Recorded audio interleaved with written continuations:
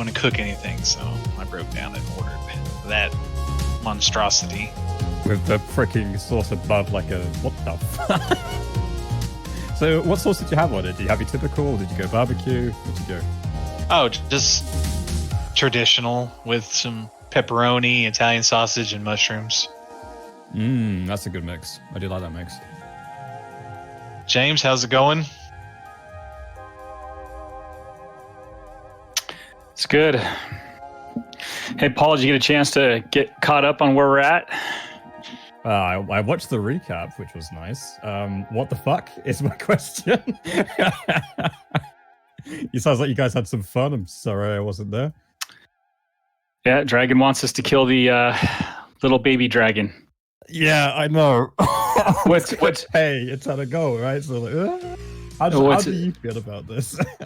Yeah. Oh, I'm not gonna. I mean, he said bring back the dragon egg shell. So it's almost as if, like, well, if it hatches, then we could bring back the shell and say, we killed it. How's he going to know? He didn't say bring back the baby dragon body. He just said bring back the shell. So, where are we going to put the dragon? I like the plan. I love the plan. But where are we going to put the baby dragon? We're going to get it out of the city somehow. No. The dragon. So the baby dragon is what the Keepers of the Flame want. Yeah. We still need to talk to the leader of the Keepers of the Flame. What's his name? I wrote it down somewhere. It's probably in Discord. But I get the feeling that the Keepers of the Flame are the good guys. The dragon is definitely going bad, going sour. If you were to listen to the show from last week, the dragon started making comments about feeling weird and, sensing something, but not quite understanding what it is. And, that leads me to believe that's tied to Tiamat and, the pull that he may start feeling. So, my feeling is keep the baby dragon safe with Keepers of the Flame, see if we can't get that thing back. That's going to be a whole adventure in of itself. And possibly see how we can get rid of this dragon. If we get rid of this dragon, we can get the gold that way too. So, but I am of the opinion gotta kill the really old dragon. That we should fucking kill the baby dragon because it's going to grow up to be evil. And we should let the Keepers of the Flame deal with the red dragon. What kind of dragon is it? Do we know? It's a ancient. red dragon. No, it's not old. even ancient. It's just an adult. Okay, adult red dragon, very old. Right? The baby, though, right? Sorry. I guess it can't be that old. I guess he's just an adult. Pretty sure he's just an adult because I think Galaban was telling that, like, when they get to adulthood or whatever, they kill him. The Keepers of the Flame kill him. Yeah. Yep. So I'm not all. We could get rid of both of them. Yeah, Falliger is not all about just helping an entity that will grow up evil. Well, it won't. For right? some coin. It won't, because the Keepers of the Flame are. They're making sure they're controlling these dragons, and this one's kind of getting out of control, right? They say they're controlling it, but we don't really know what's going on behind closed doors. Like, maybe they feed. How do they feed it? Well, feed it according with slaves, like dead people. I don't know. Well, according to the Stone Speaker, apparently they have been able to control it. So. They've been doing this for hundreds of years. Yeah. Do we know what color the baby dragon currently in its eggs? Red. Do we know that? I don't think we know that. Well, they don't. They don't. Most likely will be, but We don't even know. We don't even know where the egg came from. Yeah. Well, that's true, but I doubt it would be any other color. Like if it's I guess it would be red because they need to keep the forges lit. So I guess that would make sense, right? Yeah, and they do have different breath attacks, so it would make the most sense for it to be red. It's it's just the fact that we don't distinctly know. It like makes me hesitate just slightly. Also, like I think it's more like a generic world question, but obviously in D&D it's pretty clear some dragons are evil, some are not. In Kren Raid's mind, he fucking hates all dragons, but specifically black ones. There's no racism there. It's just black dragons specifically. So I don't know. Is that the case in this world or not, or have we adapted more of a? No, this world is the typical D&D cosmology, where your chromatic dragons, all the dragons that are defined by colors, are evil. So red, blue, black, green, white, those are all evil dragons. Your chromatic dragons, the ones whose scales are defined by metallic colors, gold, silver, bronze, copper, and so forth, those are all good dragons. Yep. So and then to answer the other question, yes, I believe it was explicitly stated, and if it wasn't, it should have been explicitly stated that the egg is a red dragon egg. Would make because sense. Of the fact that red dragons have fire breath, and that's what's needed to keep the forges going in the city. Could we maybe like suggest that they get off of,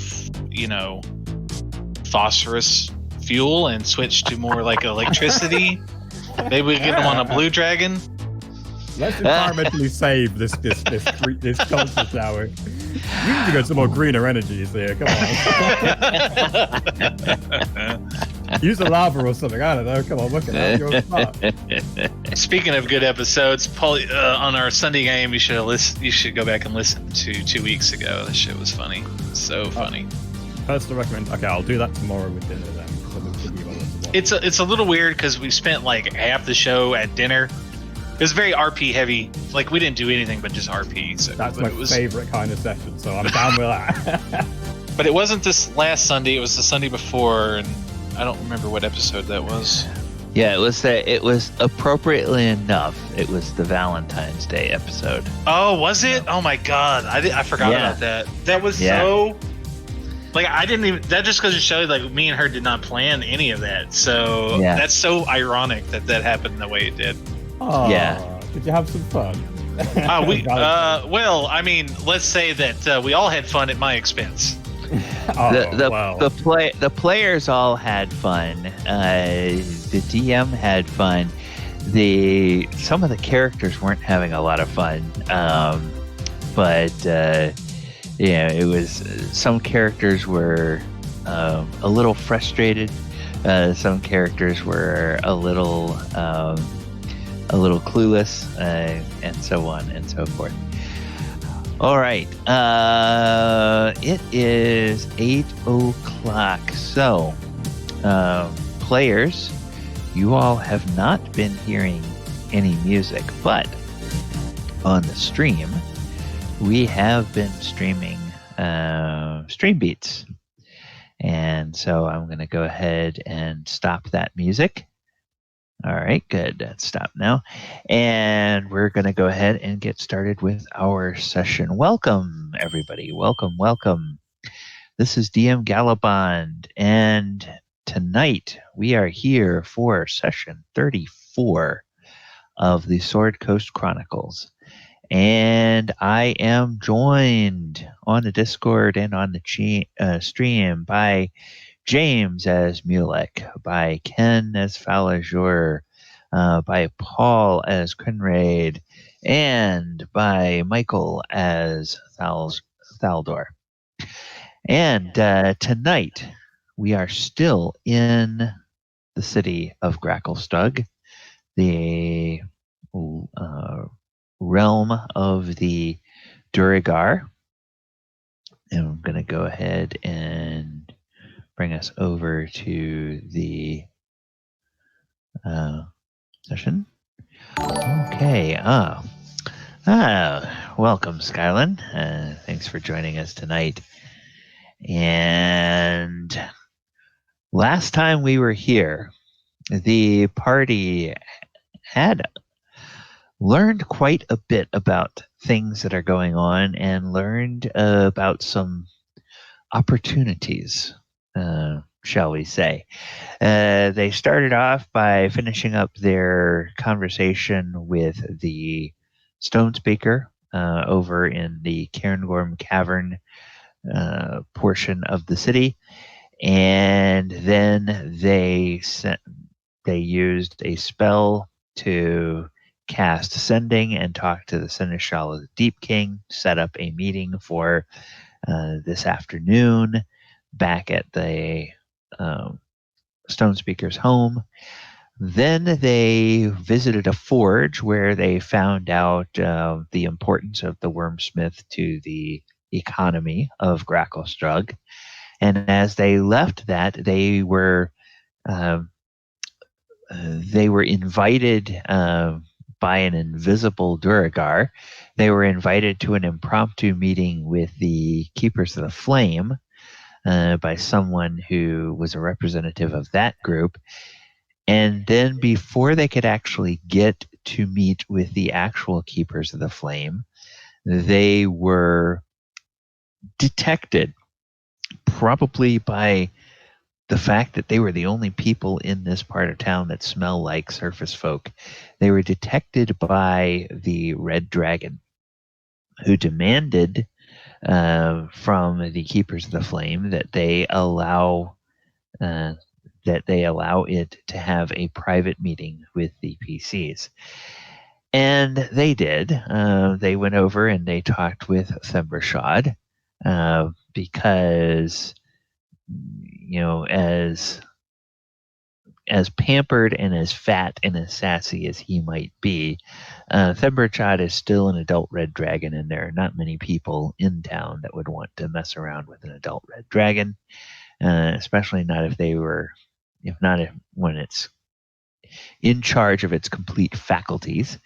And the dragon offered them a bounty, said that they could earn a princely sum of 5,000 gold pieces each if they would go find the red dragon egg somewhere in the Whorlstone tunnels and destroy the egg and bring proof of its destruction back to Thembershad. Thembershad is aware that the Keepers of the Flame and the powers that be in the city would like to end its life and replace it with a new red dragon. It also knows that if there is no new red dragon, they don't dare destroy him because the economy is too dependent on the fires in the red dragon's breath. So it wants the party to go and eliminate the competition, so to speak, and then give it another, probably another few decades at the very least, while somebody goes and tries to find another red dragon egg somewhere, to sort of exert more influence over the Keepers of the Flame and maybe see if he can't bend them to his will. So that is where we stand. When we ended last session, was probably getting close to midday. So you have another 2 or 3 hours or so before you're supposed to meet with the Seneshal, and then you do have an appointment where you're supposed to play for a banquet at the Hold of the Deep King this evening. The Deep King is at some point going to want to find out what you all were able to discern from the Stone Speaker, if you know anything more about his visions. And other than that, you're sort of now on, you're sort of free to leave your audience with Thumbershod, you probably are going to find that the Keepers of the Flame would like to bend your ear a little bit. But before that happens, I'm going to give you guys a chance to sort of discuss with each other and figure out what you want to do at this point. We're out of earshot of the dragon, right?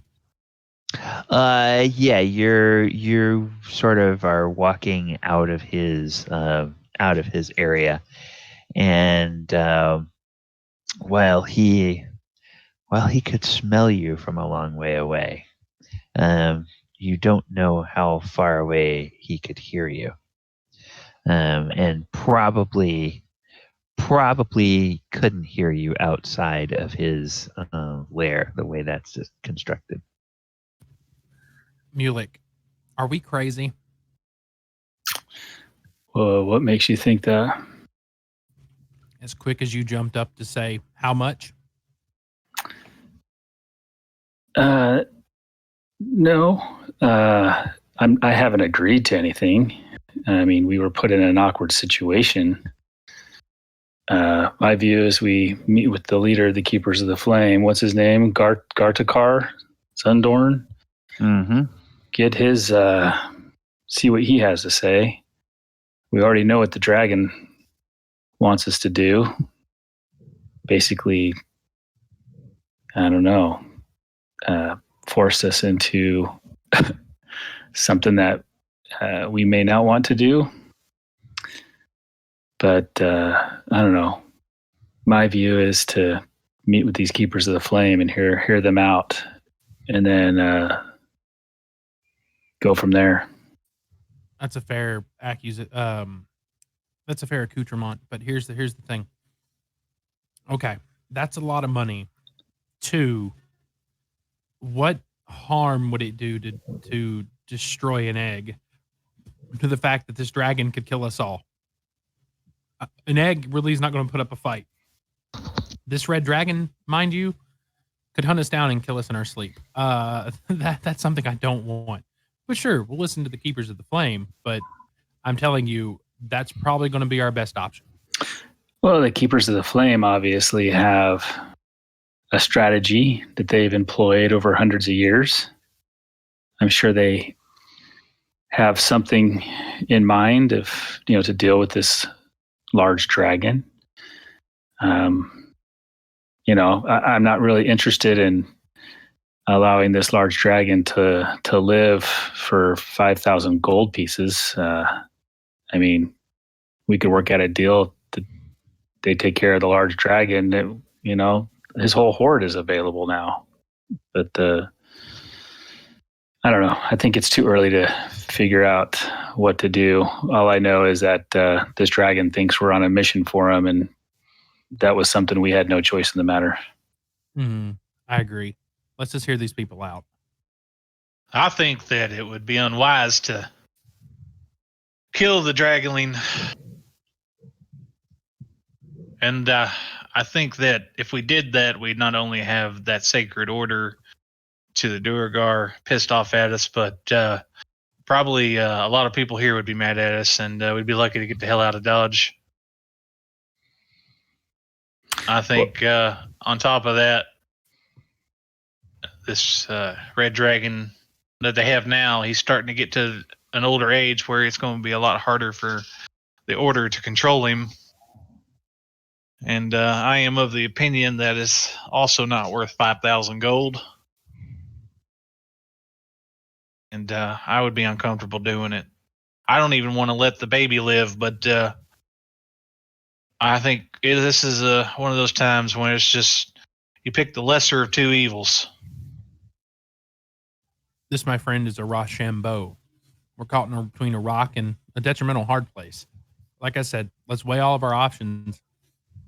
And after we talk with the king's assistant or his confidant, we'll figure out something from there. I think that's quite a large part of it too. The confidant and her sway over the Deep King and what he's doing here. I think there's some weird connection there between them and the dragon. It's odd. I don't know if you guys have noticed that as well. I just get this feeling. I don't have the smarts to put that together, but keep mentioning each other in this favorable light, and the connections seem a bit odd. Like they say they're at odds, but at the same time they say they support each other. I don't know.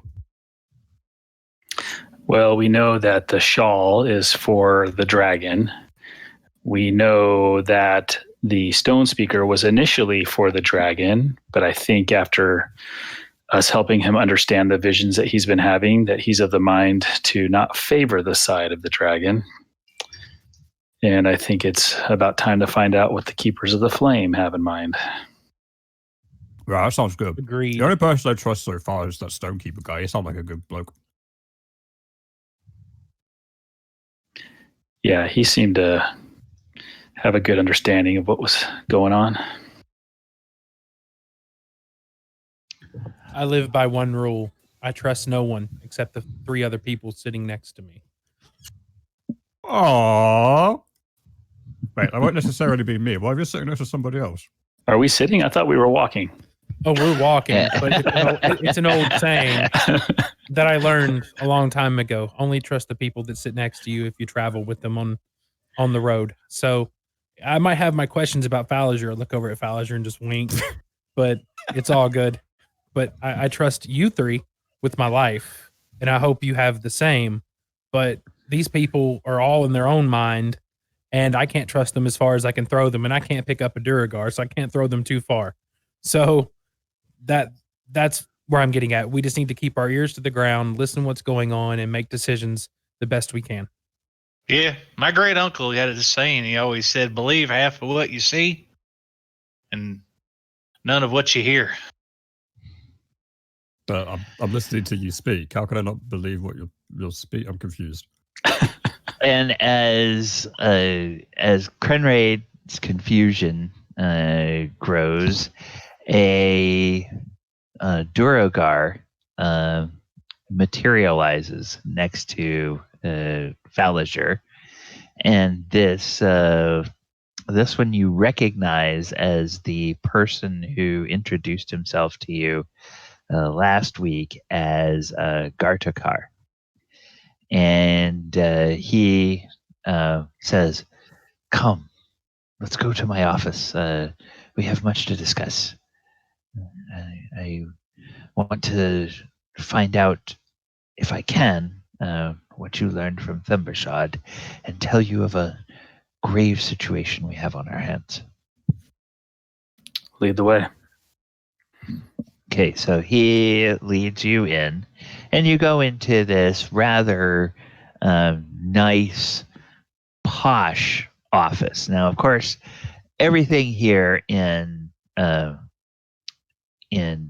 this city is made out of stone because it's all carved from the rock, and so for Krenraid, this feels perfectly natural. For those of you used to being on the surface, you're used to stone, maybe edifices, but then furniture that's made from wood, or something that has a little bit of more natural warmth. But it's basically stone walls, stone tables, stone chairs, stone furnishings, and the like.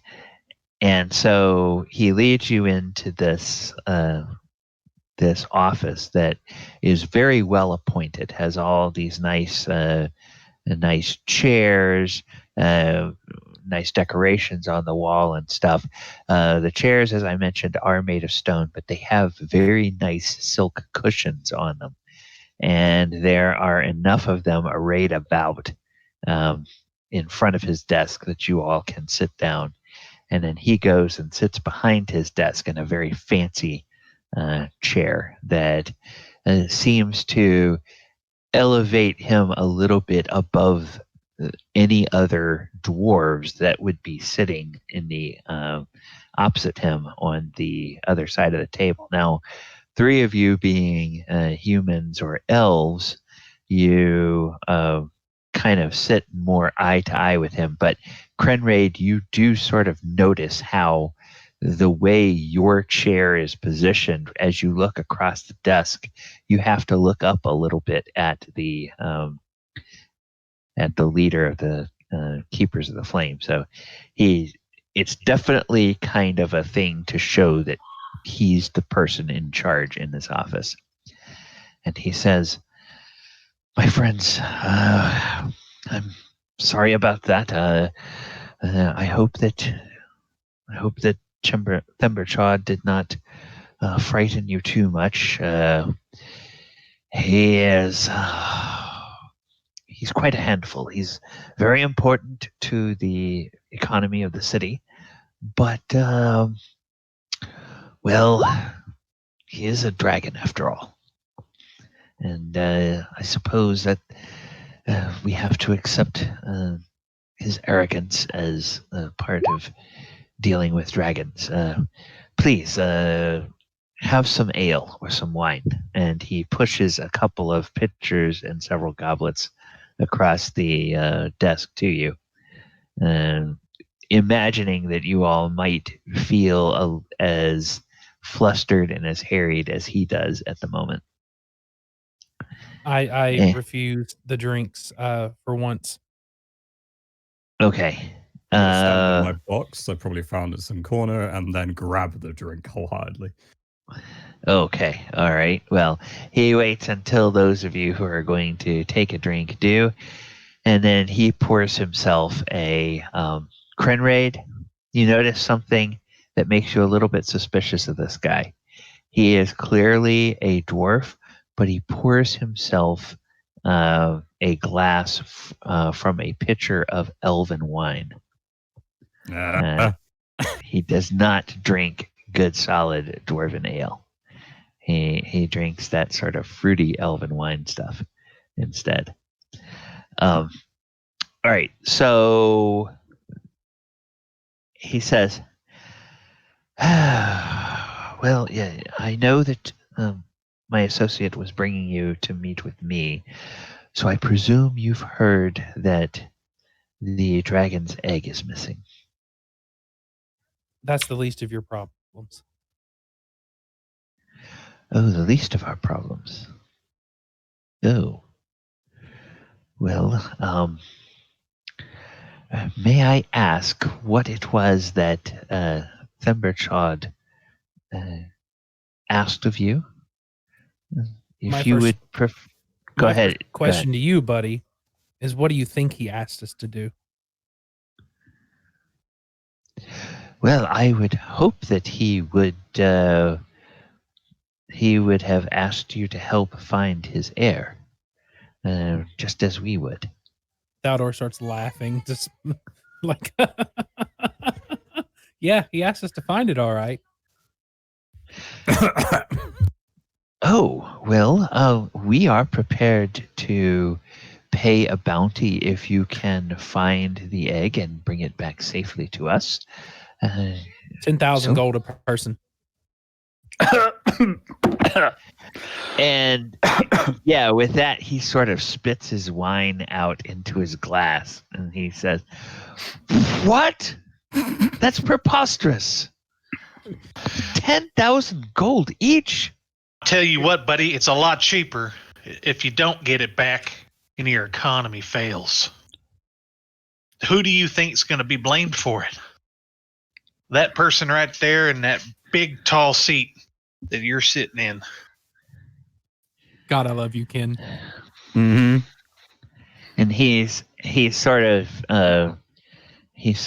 twisting his goblet in his fingers, and the fingers of one hand have begun to sort of tap on the edge of the goblet, and it's a gesture that you all can just sort of see as a gesture of nervousness. And he says, "I already am being blamed for it.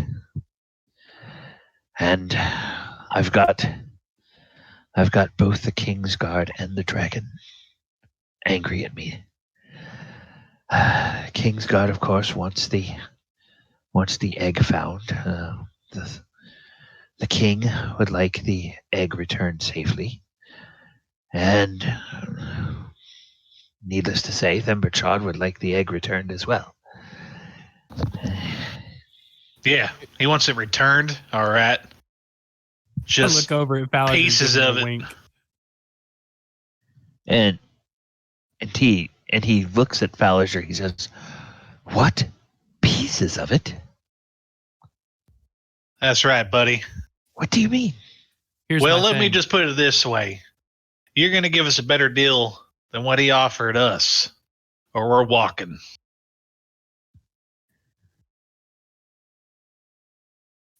Here's the thing. Shit. Here's the thing. Here's the thing, buddy. Let me explain this one to you as quick as I can and as easy as I can. Okay. You offer us double the amount.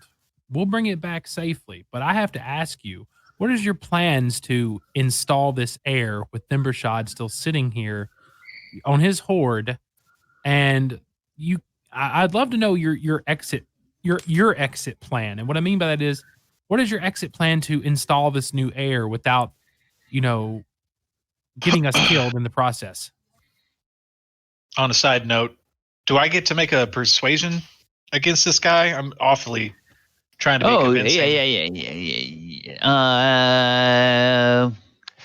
Yes, the way you guys have approached it, I would say that you could choose either from persuasion or intimidation, because this could either be perceived as you trying to play nice and give him an option out, or you trying to extort money from him.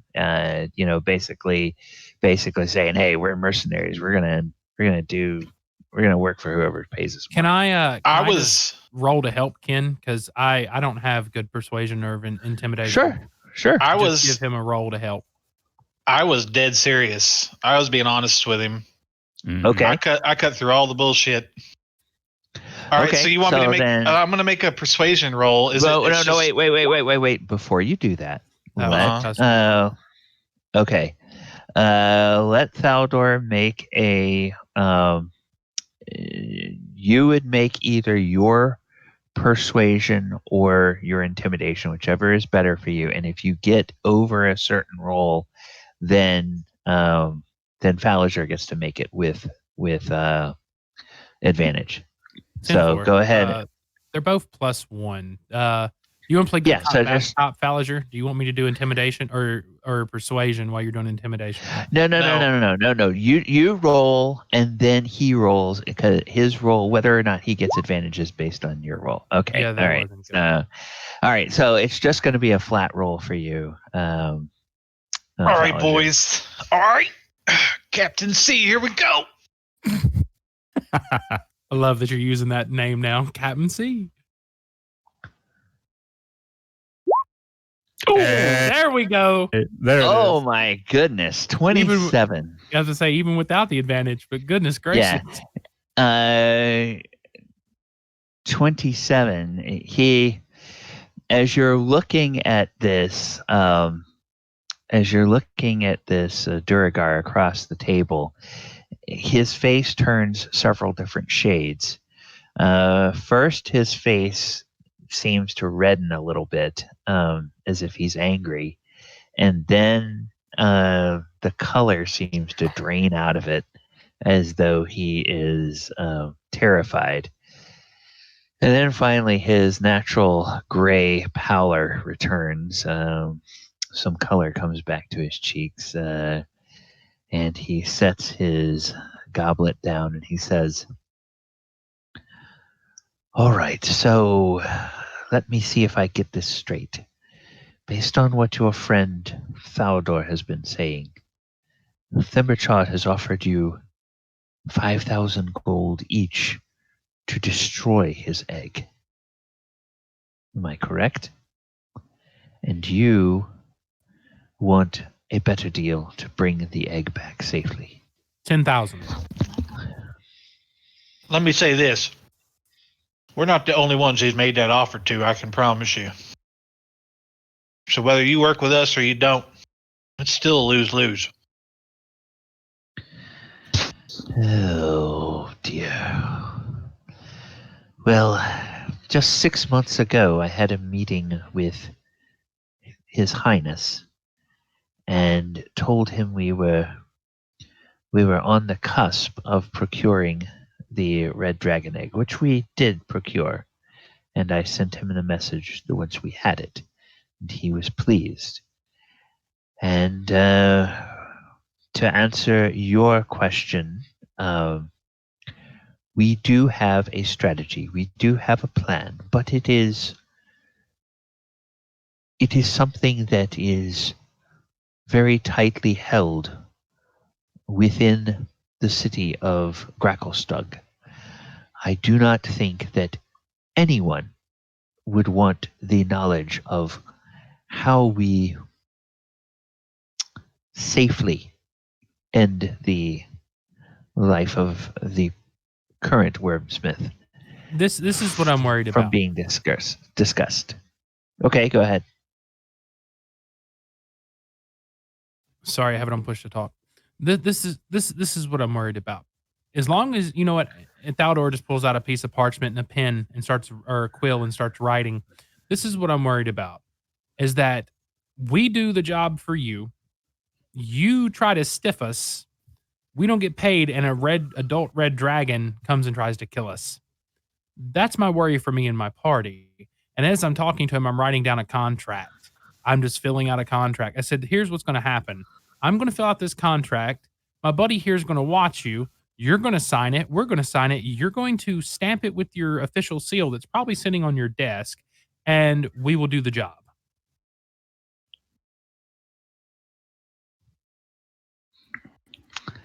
You should listen to him. This guy's pretty thorough. I'm pointing to Thaldor and talking to Gartakar. Also, I would very much like to know how you would kill the wormsmith.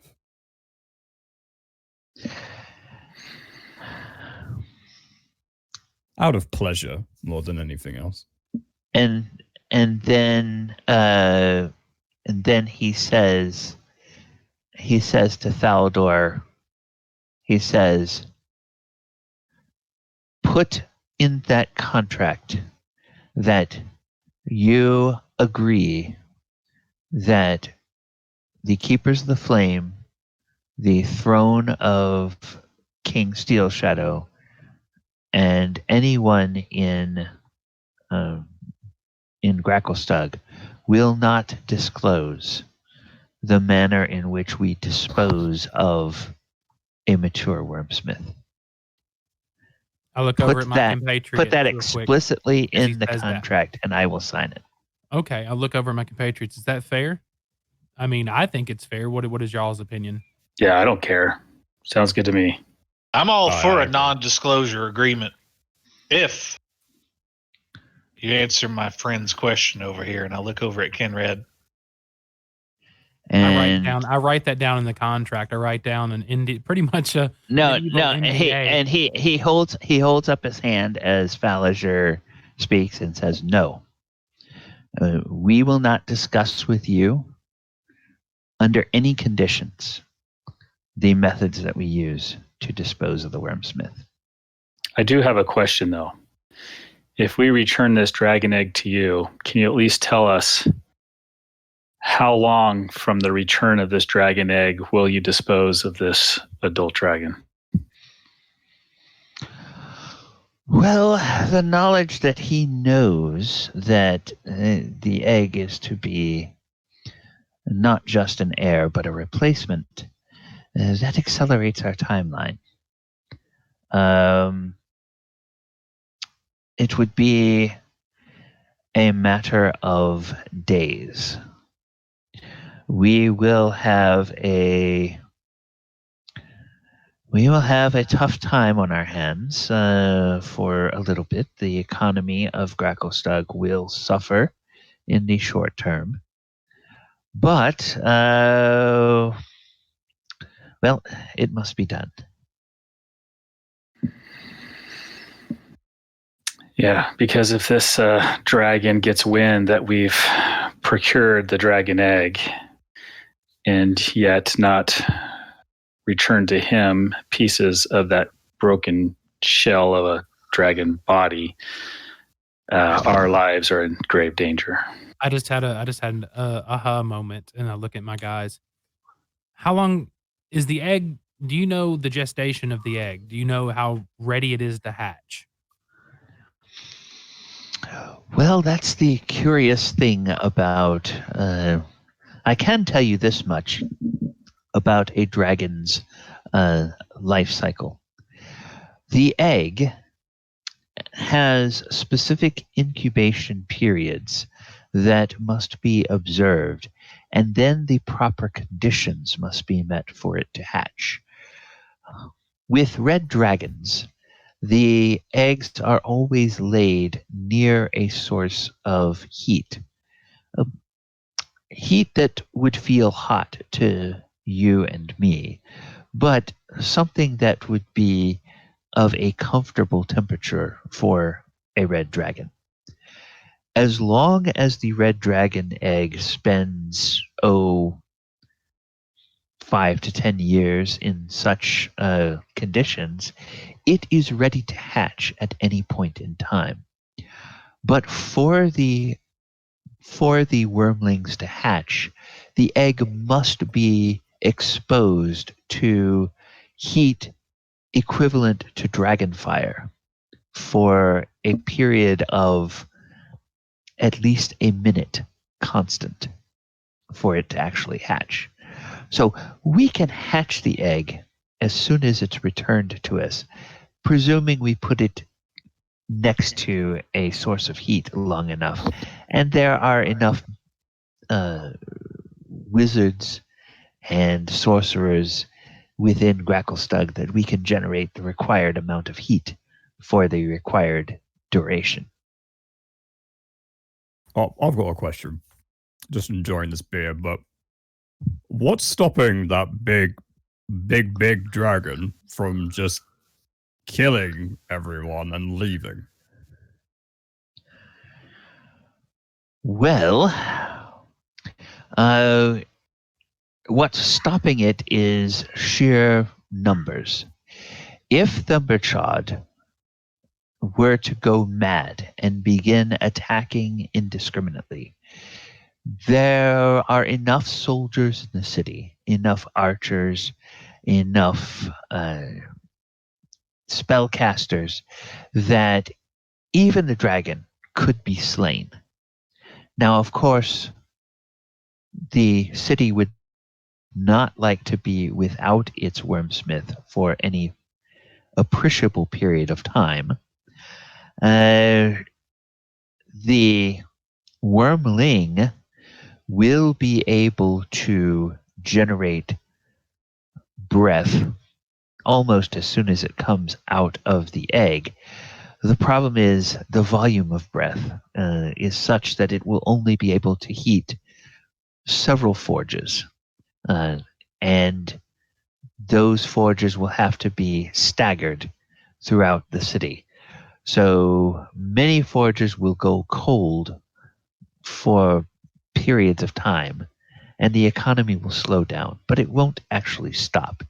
It won't be for another few years until the dragon is of an age where it can visit the forges all within the same week to keep the fires going.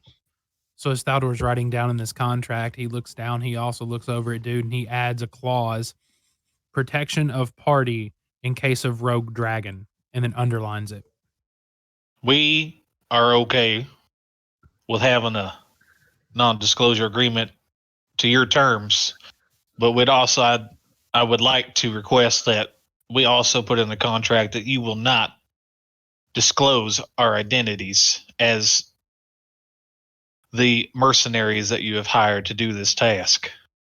And I think that's quite fair. I've got a question, if you will. And he looks back at Falliger and he nods. He says, yes, I think that's fair. So Thaldor's still writing. what's to stop Cranraid, go ahead. What's to stop the Draugr or another nation simply taking advantage of the chaos they could unleash by having such a big dragon destroy part of the town and cripple your economy? Well, if you're asking what would stop the Drow from taking advantage of that, nothing would stop the Drow. If indeed Themberchaud went crazy and had to be destroyed violently and killed a number of people in Gracklestugh in the process, then certainly we would expect the Drow at our gates within days, if not hours, trying to take advantage of that. Those haughty bastards already think they own and control everything in the Underdark anyway. And just give them half an opportunity to come in and try to establish order, and you will see the shrines to Moradin replaced with temples to Lolth overnight. So you must have a way of stopping the dragon from doing that. It's too much of a risk, right? Normally, that is not an issue. Themberchaud, well, let's say there's a reason that I am now the head of the Keepers of the Flame. Themberchaud, for all of his sloth and laziness and heft, he's a clever dragon. And he managed to persuade not only my immediate predecessor, but the head of the order before him as well, that they didn't have to rush to find an heir or a replacement. He acted the part of such a docile and dutiful and indeed content wormsmith that the Keepers of the Flame saw no need to rush to find a replacement. It was only when I was an aide to the former head of the order that I became aware of just how much Themberchaud was manipulating my predecessor. I spoke to others on the council, and they agreed, and I was replaced. And within a year, we had a plan, and within 15 months of my assuming the head of the order, we had our egg. So this is something, in my estimation, that should have been done 20 or 30 years ago and was not. So it's long past time. You're picking up the slack for, Yes. Yes, but we can fix it. For a price. Needless to say, there's a process that has been in place for millennia here in Gracklestugh, whereby we can reliably retire the old wormsmith and celebrate the ascension of a new one. Normally, we hatch the heir and let it grow alongside the wormsmith until the old wormsmith meets with an unfortunate accident. But of course, while the heir is not in the same space, so the heir is never the wiser. Just knows that we all are mourning and that we are now celebrating it as the new hope of Gracklestugh's economy. So, well, that's probably more than I should tell you, but suffice it to say, we have plans in place. Once the egg is secured, you will not have long to worry about Thimberchod. I assure you. Well, I did write in the contract, and I underline it again just to show him protection of party from dragon, that if you screw up, we're not held liable for your screw up. And don't expect us to take on a full adult red dragon. Just letting you know that right now before I lay this on your desk. I would expect you to leave the city as quickly as you can after this is concluded. There would be plenty among my order who would be very angry that you four had managed to, meaning no disrespect to you, and he looks at Valiger, that you all had managed to extort such a sum from us. Oh, no. This is not extortion, sir. This is not extortion. This ain't bribery. This is just honest business work. Right, Valiger? Now look over at Valiger.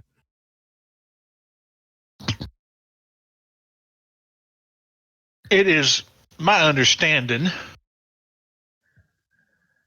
that the way one conducts business tells a lot about that person. And since I come from a family with a long history of doing reputable business, I do not consider extortion a yes or no answer.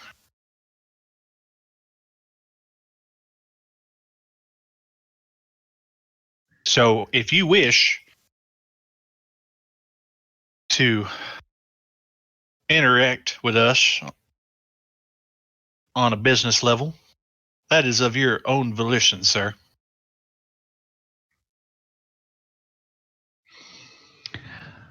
I will agree to your terms for as long as you remain in Gracklestugh.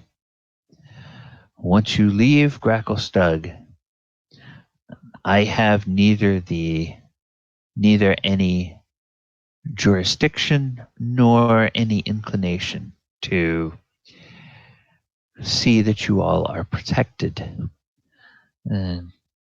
And as I said, because you will be getting such a princely sum from the Keepers of the Flame, there will be members of my own order and likely the king himself that would feel like the city has been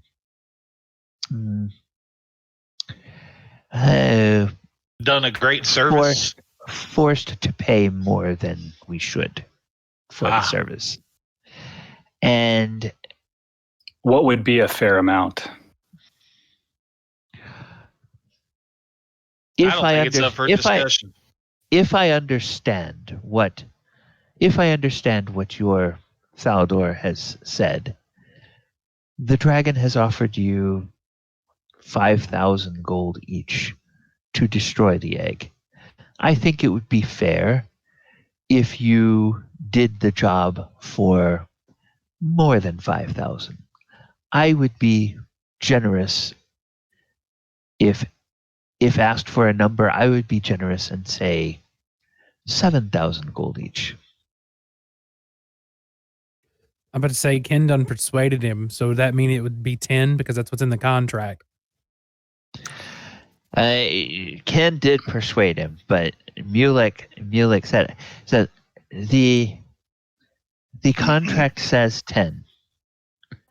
I will grudgingly pay 10.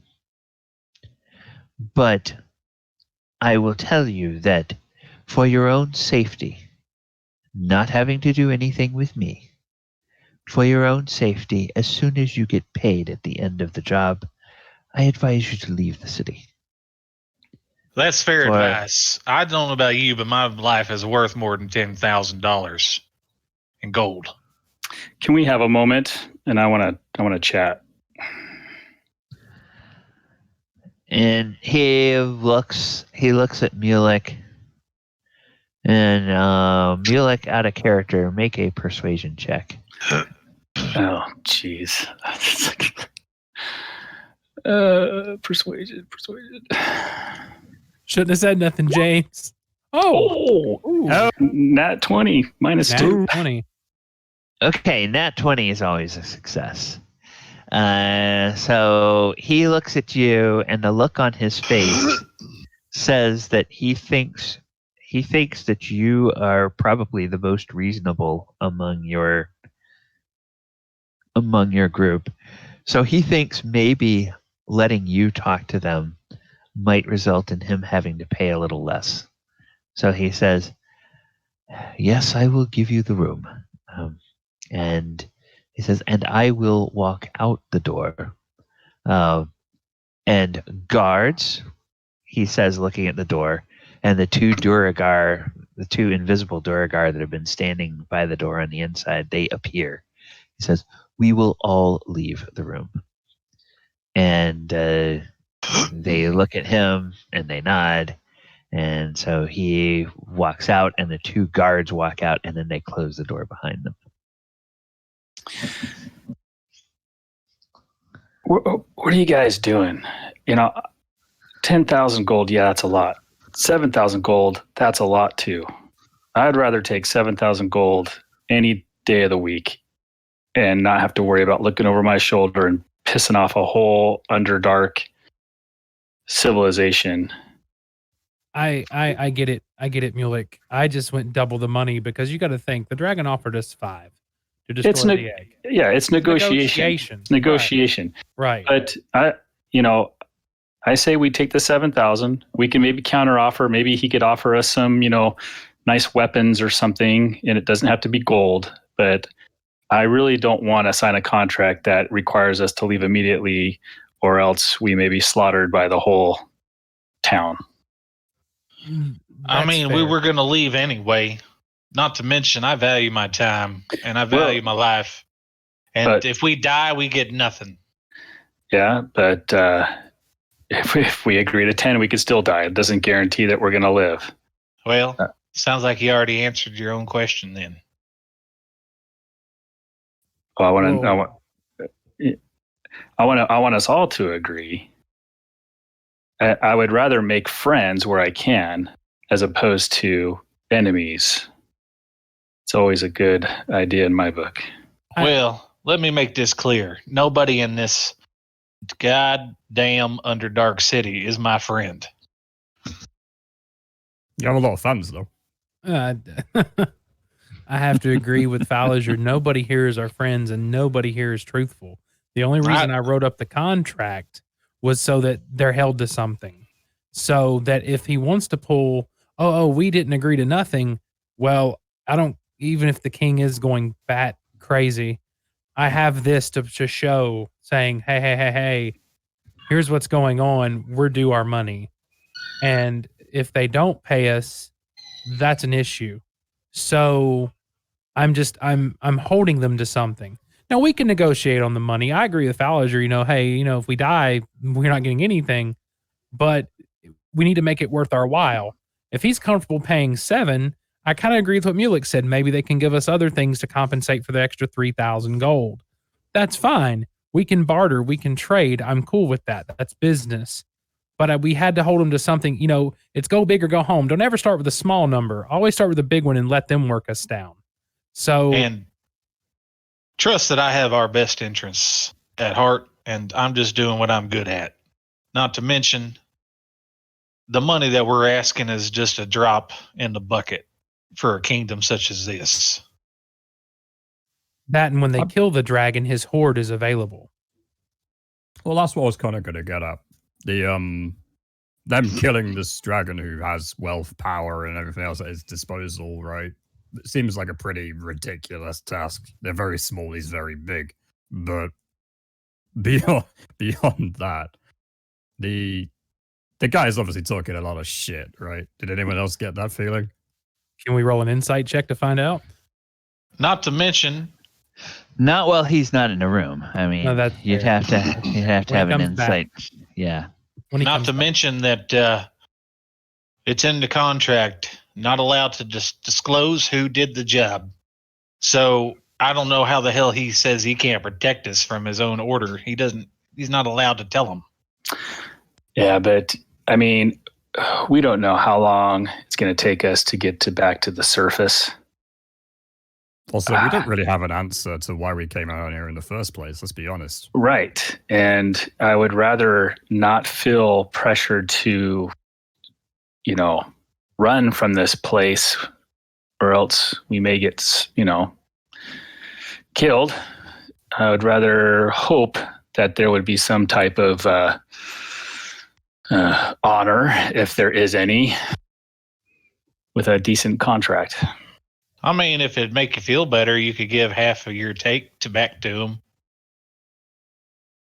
I think that they'd be pretty happy with the horde the dragon leaves behind. They could also harvest its body and whatnot. And they already have the backup lined up. They're going to do whatever's in their best interest to make a bit of cash. At the end of the day, they are cousins. They're trustworthy to me. But a lot of them chat a lot of shit. I mean, I'm a reasonable man. I'm good with 7,000 hard currency and then 3,000 in trade if they're willing to do it. I can put that in the agreement. That can be discussed. I'm cool with that. I'd accept that. I imagine the dragon there might be some magic items in that dragon's pile, or maybe some fine weaponry or armor. I don't know. True. So I'll agree with you on this, Mulek. 7,000 hard gold and trade up to the equivalent of 3,000, if that's doable without pissing people off. I want to watch the dragon die. I don't know if we can do that. Because we did sign an NDA. Well, that is true. It's in this contract. There is a non-disclosure of how they kill it. I mean, I don't want to speak. I think part of the agreement is watch it. They wouldn't show anyone, including us. Yeah, so that would be So I'm sorry, Conrad. That's kind of out of the question. I think we just take our 7,000 gold and our items and skedaddle out of here after we complete what we need to get done. Yeah, because I think that's quite the fair deal, in my opinion. I mean, trading for shit that they already have is not the same as taking direct coins. And going back to what was said earlier, retrieving this dragon egg wasn't the main reason we came to this scary, dark place, right? So, no, because the Lich told us that, something crazy was going on in the Underdark, and the only way out is to go through. Yeah. So, we're going to have, this is something's going on if the egg is missing. That we know. This is a big mystery. So, I feel like this might put us on the path to solve what's going on down here. If we find it, if we return it, these are all big ifs. And if we get back in, time enough, we might be able to collect what we're owed. And we know that the Duergar are at odds with the Drow. It would suck for us to be in bad. Well, nobody likes the Drow. With the Duergar and the Drow. Oh, nobody likes the Drow, though. That's just, common sense. They're just nasty anyways. I know, but what I'm saying is I think we should tread lightly, because we don't want to have this Duergar city after us and then the Drow wanting to take us out too. We could have everyone after us. So I'm just hesitant to sign any kind of agreement that would, once we are gone, everything is leaked out and the town hates us, wants to kill us. So now we've got to worry about the Duergar and the Drow. No, he said he could release it once we are gone. Oh, wait a minute. That's why I don't want. I'll put into the contract. Wait a minute. He wants to be slick. I can be slicker. Okay, I'll put into the contract. I made it very clear. I said that we were not. There was no time stipulate. There was no time limit, no expiration date or anything. I made it very clear. I said, you will not disclose who did the job for you.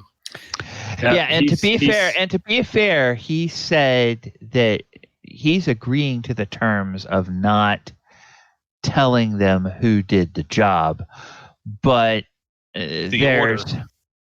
the order in and of itself. I mean, presumably there's going to be a copy of this if they decide he agreed to pay somebody this much money to get rid of this dragon or to recover this egg. They may kick him out of his office. The new person may go in, and then, because there's a contract, then they could find the contract. And then they would have evidence of who to go after. So his advice is, you do this, then get out of the city as quick as you can, because, twofold, he can't protect you once you leave the city, and there's going to be a lot of people mad that the city paid this much money for this recovery. So it's like the whole thing. Who's going to do it? If they're not going to do it, the Kingsguard's not going to do it. I mean, that's my whole thing about it. And I'll say that to him when he comes back in the room. You want to be big and bad. Well, here's the thing. Who's going to do it? If you're not going to do it and they're not going to do it, and you want us topsiders to do it, we're worth our time and weight in gold. I mean, that's my whole argument on that. Because, is that in character or out of character? That's out of character, and then I'll explain that to him in character. Out of character. I mean, I don't know. I mean, I think you should let me do the talking.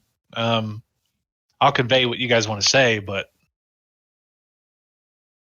that would be my out of character advice. I'm cool with that. I'm not going to talk. Once he comes back, I'm going to turn it back over, but I've made my peace with you guys. And, yes, you have.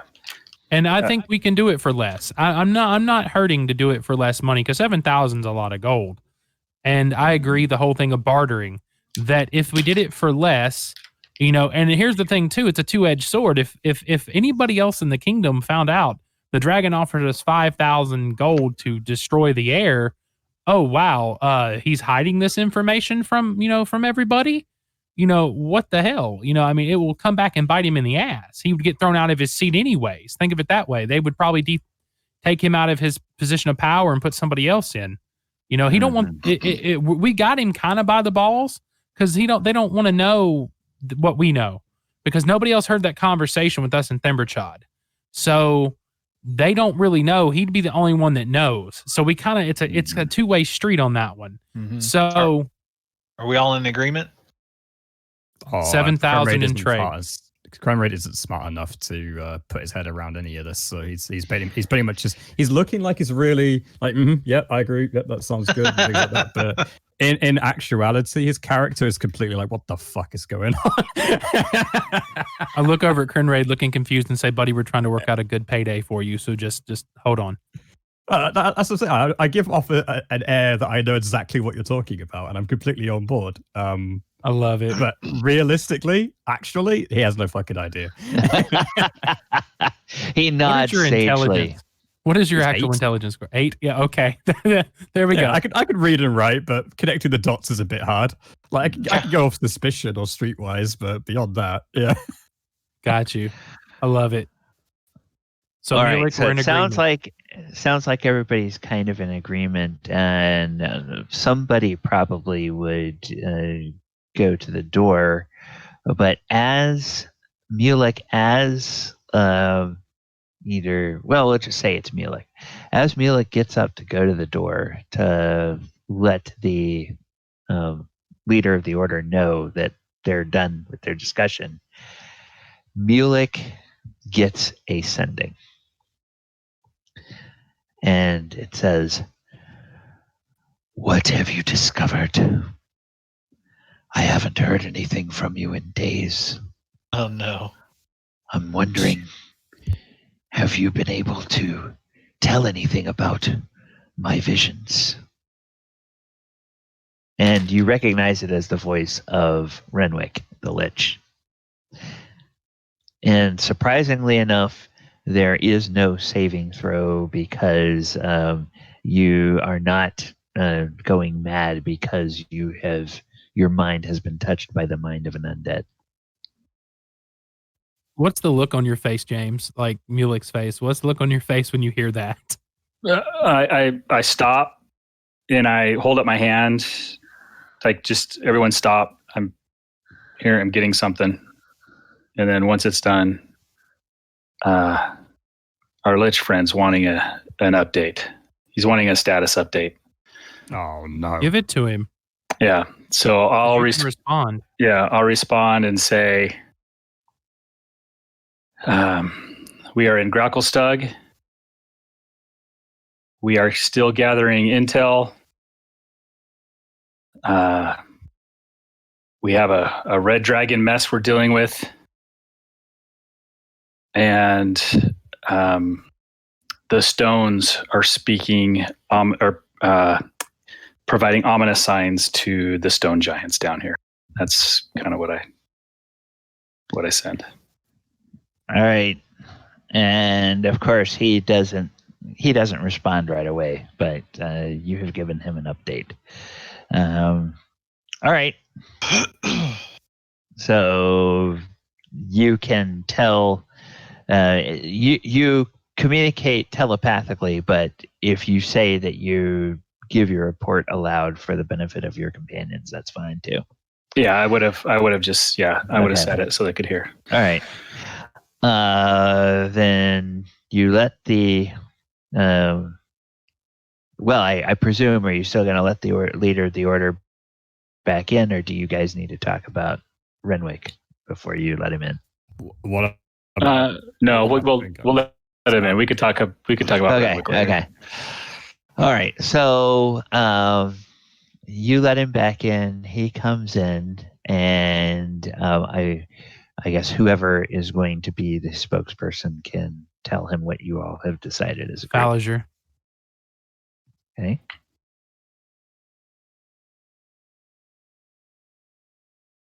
I've been giving it some thought, and I'm willing to work with you. I understand your particular predicament. We will take it for 7,000 gold currency or platinum, whatever you choose, and then 3,000 currency worth of goods as barter. Would that help you? So, goods. I presume you all being adventurers, you mean useful things like magic items. Magic items, equipment, whatever. Why, yes, I think that would be good. There is going to be plenty of items, but I will choose for you, or I will offer you an assortment of items that you can choose from Thumberchod's hoard, and that would be equivalent to 3,000 gold each, and you can make your choices from that. Or if one of us so choose, we retain the right to waive our individual gold fee for an item equivalent to the value. Ah, I see. So as long as it's the 3,000 apiece divided among the whole party, but meaning that not everybody may choose an item. That's fair. That's fair. Well, I think what he meant was if say, is this what you meant, Falliger? I'm out of character. Is what you meant, like, say if Mulek just wanted to say, I don't want the 7,000 gold, I just want magic items equivalent to the 10,000 total? Falliger looks at him and he's the guy, and he says, and I don't want any bullshit. I want an honest to God's value for value on the items. And he says, I will agree to those terms in the contract, but I will agree to terms that my cousin here will understand even better. And Krenraid He takes a goblet and he fills it with dwarven ale, and he holds it out to you, and he says, the agreement of the sharing of spit. Yeah. And you know that an ancient dwarven tradition among the best of battle mates is that when they trust each other so much that they will allow another dwarf to spit into their goblet and then they drink it. Yeah. And so he's holding his goblet out before you. Oh, God, you guys are not going to like Grimway's reaction.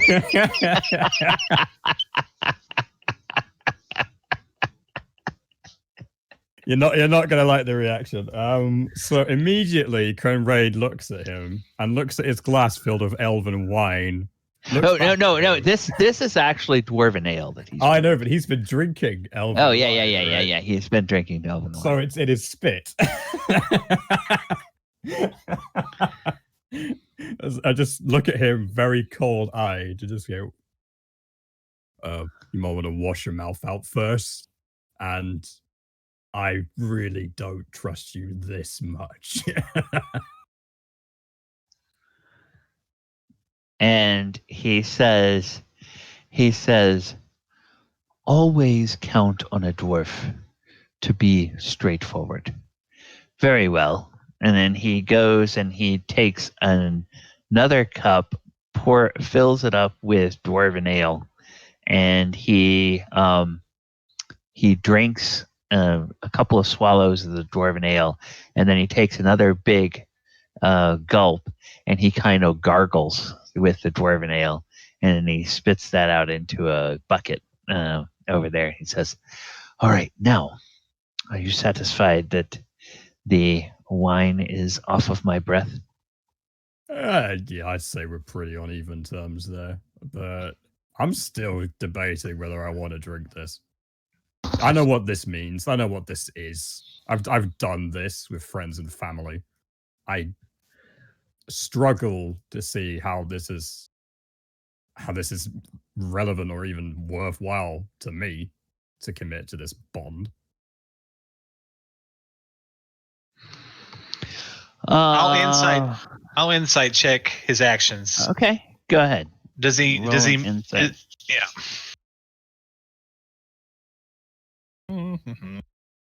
Like, did he wince at all when he drank that dwarven beer, or was it straight down the hatch?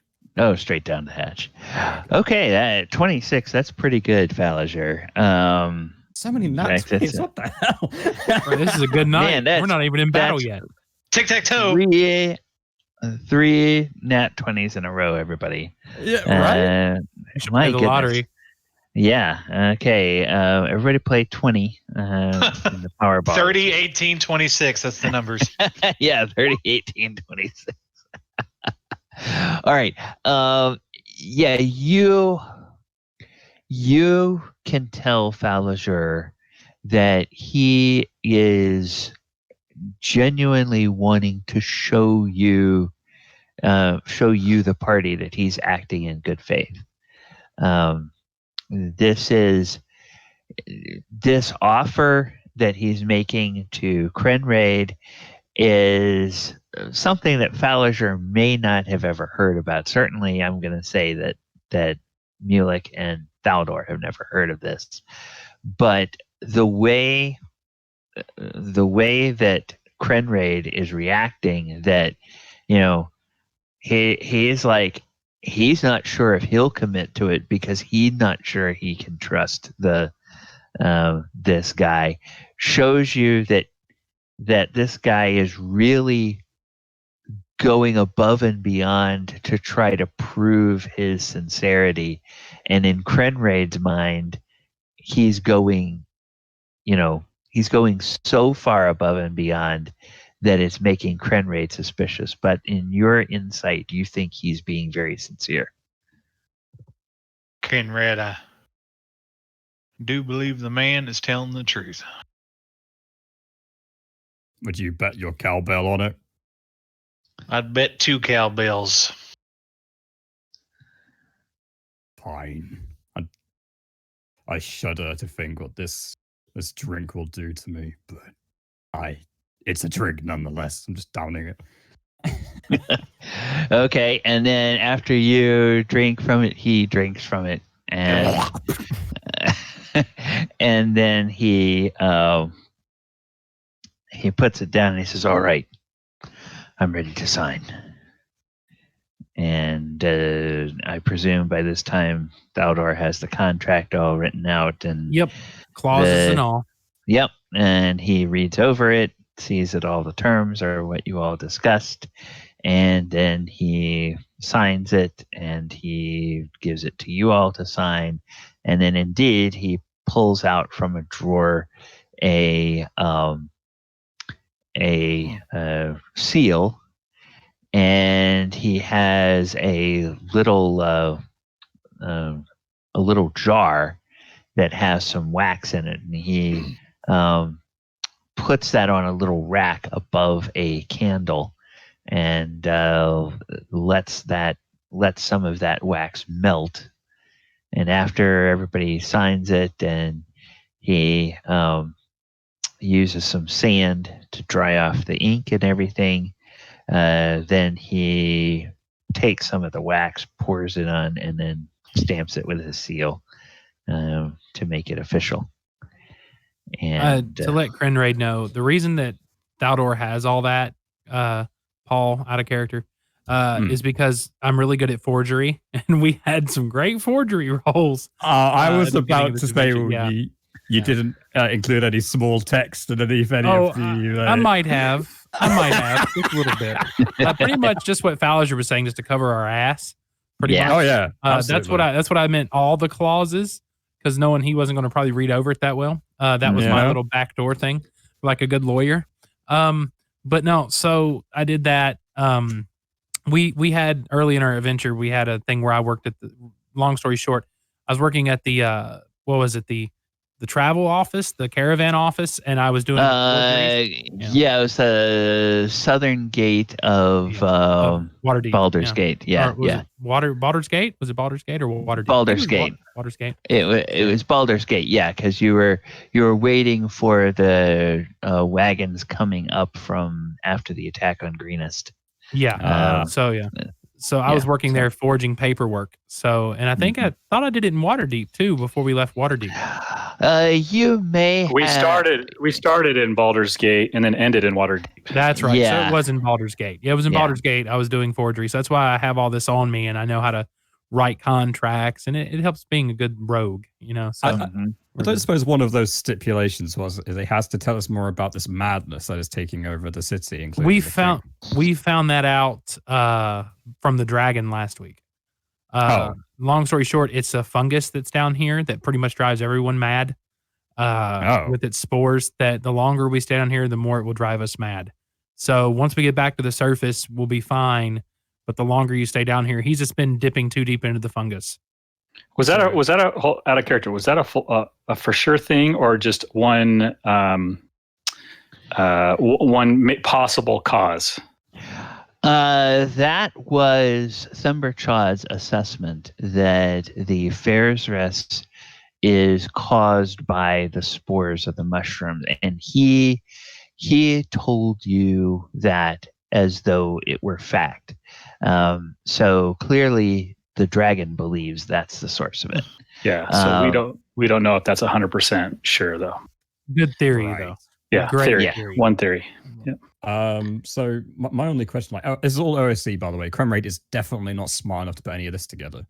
Okay. But the madness that is currently present that we've seen, right? It seems to have affected anyone from the lower class to the upper classes, right? So Shay, the courtesan, must be either using this mushroom or some other method that Thundercloud hasn't been able to ascertain to drive that madness, right? I think we're all fairly certain OOC that Shay is not what she appears Shawl. to be. Shawl. Shawl. Sorry. Yeah, Shawl. Yeah, we all know she's. Yeah, we know she's doing something. Yeah. She's a succubus or some weird stuff, right? We're all in that train of thought, I hope, or something, or drow. I don't know. Yeah, we don't know yet. Yeah, we don't know yet, but that's something we will find out. Yeah, I'm sure they will, considering she's got an eye for Falliger. No. that's why I thought succubus, because of her reaction to you initially. But I don't know. Like, there's so much going on. Like, Cromwell isn't the only one that's confused at points, but like, to me, the madness is the biggest link to the situation that we were sent down here to originally deal with, right? The Lich's request. Mm-hmm. I think that has to do with the madness more than anything else. I don't think it's got anything to do with this internal power struggle that's going on. No, it deals a lot with what we learned from the Stonekeeper, or the Stone Speaker. Yeah. So. Okay. Well, once you guys agree, or once you have signed the contract, Garkotar will take an item out of his another item out of his desk, and he will hand it to you. This is an ornate an ornate device, a little begemmed device. And it looks like a miniature. It's a brooch that is in the form of a shield, and it's sort of an elongated kite shield, and the back of the shield is made of gold, and it is inlaid with jade on the front. And then across the face of the shield is the symbol of a broken arrow. And the broken arrow is made in gold. The fletchings are sapphires, and the tip of the arrow is a ruby. And he hands that over, and any of you that want to can make a history or a religion check to see if you recognize what this is. Yeah, I may have seen it during some living studies.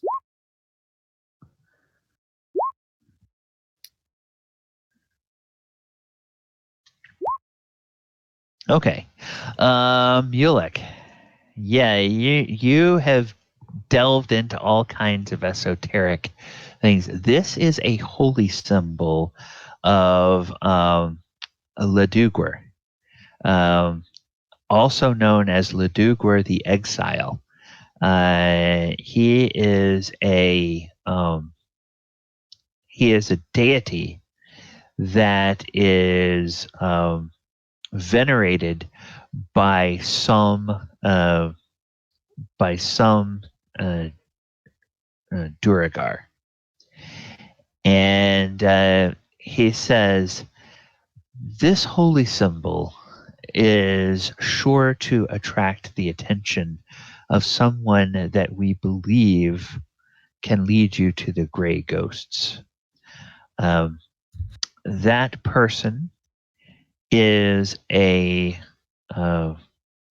Darrow named Droki. Droki is I believe you surface folk use the term a mule for the gray ghosts to carry contraband to and from the Blade Bazaar over in the other side of the city. And if we have learned that his contacts all have this holy symbol.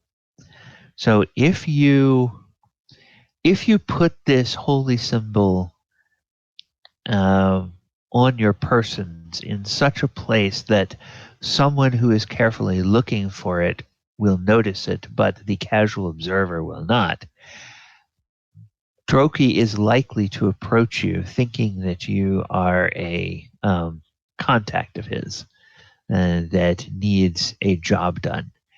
And you may be able to get him to lead you into the Whirlstone tunnels to the Grey Ghosts and find where they have this dragon egg.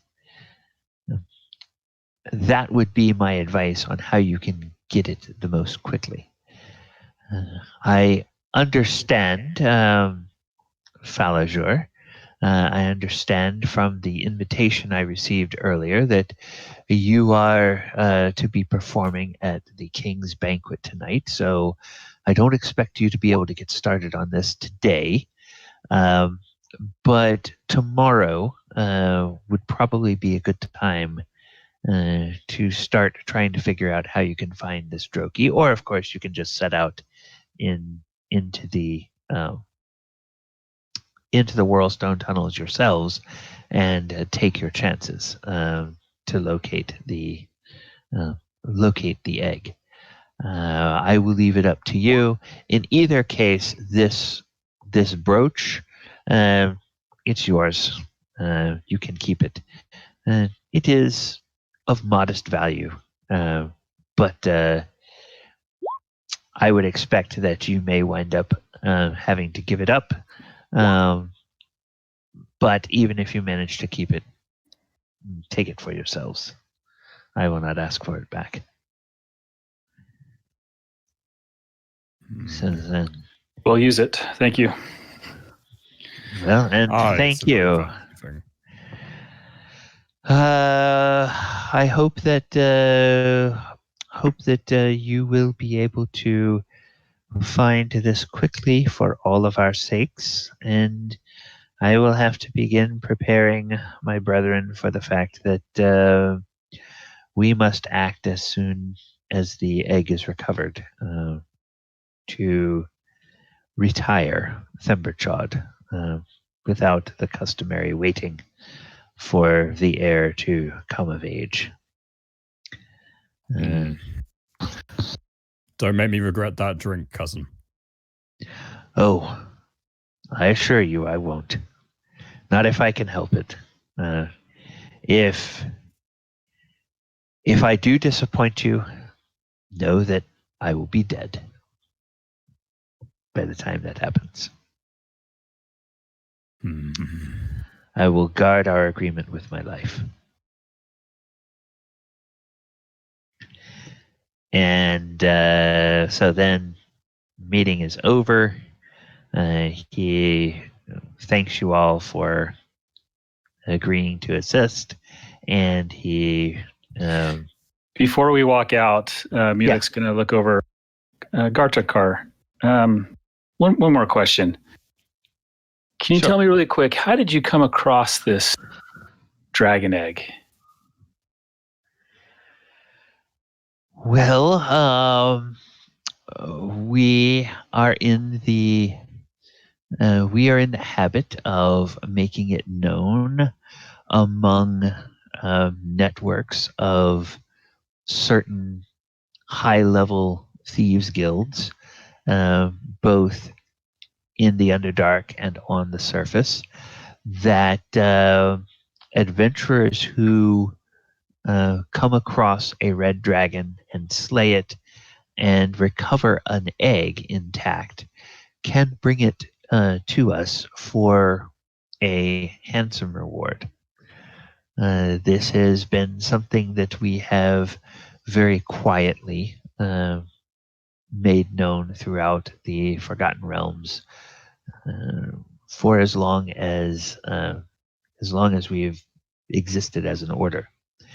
Now, Faldor, you would not have necessarily heard of that, probably because you are not of a sufficient level of experience that thieves guilds would be expecting you to go out hunting dragons. Mhm. But you could certainly do some investigation on that when you get back to the surface and see if his story checks out. I will. Or I could always send a message to my uncle. Yeah. You could do that. I have a question. Sure.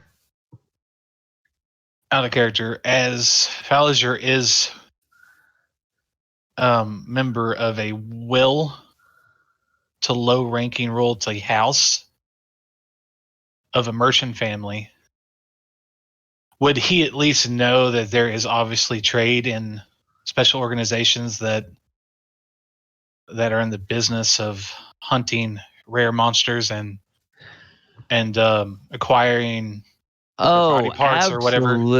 Absolutely, he would know that. The Forgotten Realms is much like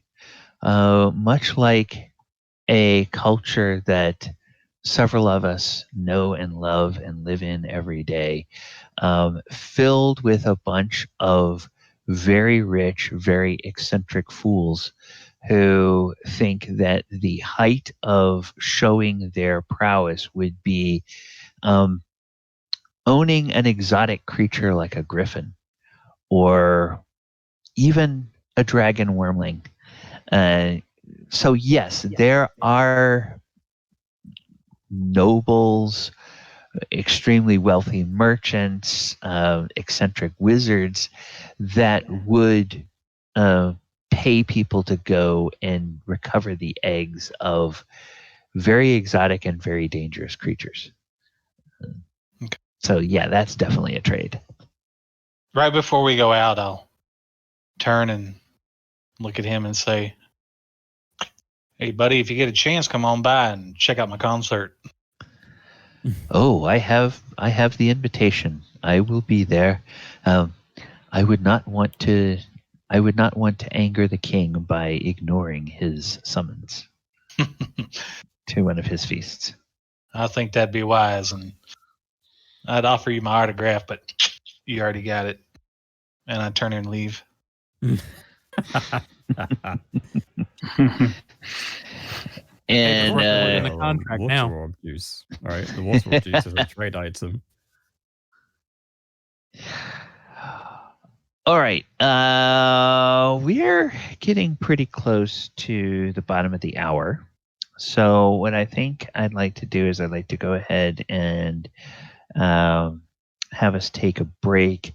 We're now kind of getting close to the 1 o'clock range in the day. So you have a couple of hours before you're supposed to meet the Seneshal back at the Stone Speaker's house. You guys can decide what you want to do. We will pick up when we get back from our break. Chat, we've got some new music. We are now using music supplied by Stream Beats. And the thing is, on the breaks and the pregame, you guys can hear it, but we can't hear it because now that's being played through a slightly different audio channel than we were using before. So I'm going to go ahead and mute myself and then put on the music for the break. We'll be back in about 10 minutes. There's Paul. That was interesting. Hello. Very. Oh, we had a great outage. Apparently. Oh no. In Discord, sorry, not with me. Okay. I was going to say, Ken. I was going to say, I'm glad you took up the title of Captain C. Well, hopefully I'm not stepping over y'all's toes. I just saw a window to do some RP and I went for it. No, hell yeah, I loved it. Loved it. Crederate's response would have been just like fucking plain as hell. I wouldn't have been able to get any information out of that situation or anything, right? I was going to say, Paul, Baldor's intelligence is 17. So, yeah. And with keen mind, for me, it's all good. Yeah, we're not going to lead you astray. We're, especially me and Ken. As in character, we would take care of Crenrade. He's our little fighting buddy that can kick ass. So you're going to be okay. In character, Conrad owes a debt anyway, so it's kind of already on the bar. But there's also the fact that he wouldn't know any better even if you were. Like, to him, it's all living in the moment, it's all being there, and whatever the hell's happening is what's happening. He has some deep-seated anger towards dragons specifically, but other than that. Yeah, I threw out that last question there because in the beginning of this campaign, there was a chance for us to recover some dragon eggs, and I was asking that question to see if that would lead to to a connection to the Cult of the Dragon, but it didn't seem. I didn't get that vibe of an answer, so it appears this dragon egg was procured a different way, and not from the Cult of the Dragon. Yeah, that's a good point. The cult that we encountered upstairs was the Cult of the Dragon, correct? Yeah. Yeah. And it just so happens we're meeting a dragon who is asking us to do this stuff downstairs. Everyone else find that a bit... Well, no, the dragon's looking out for his own ass. Let's be honest. Yeah. Timbershaw's just looking out for his own ass. He wanted to hire us. That's why I jumped the price up to 10. We negotiated down to 7 and some items, thanks to Captain C, and Mulek coming up with the idea to make everyone comfortable.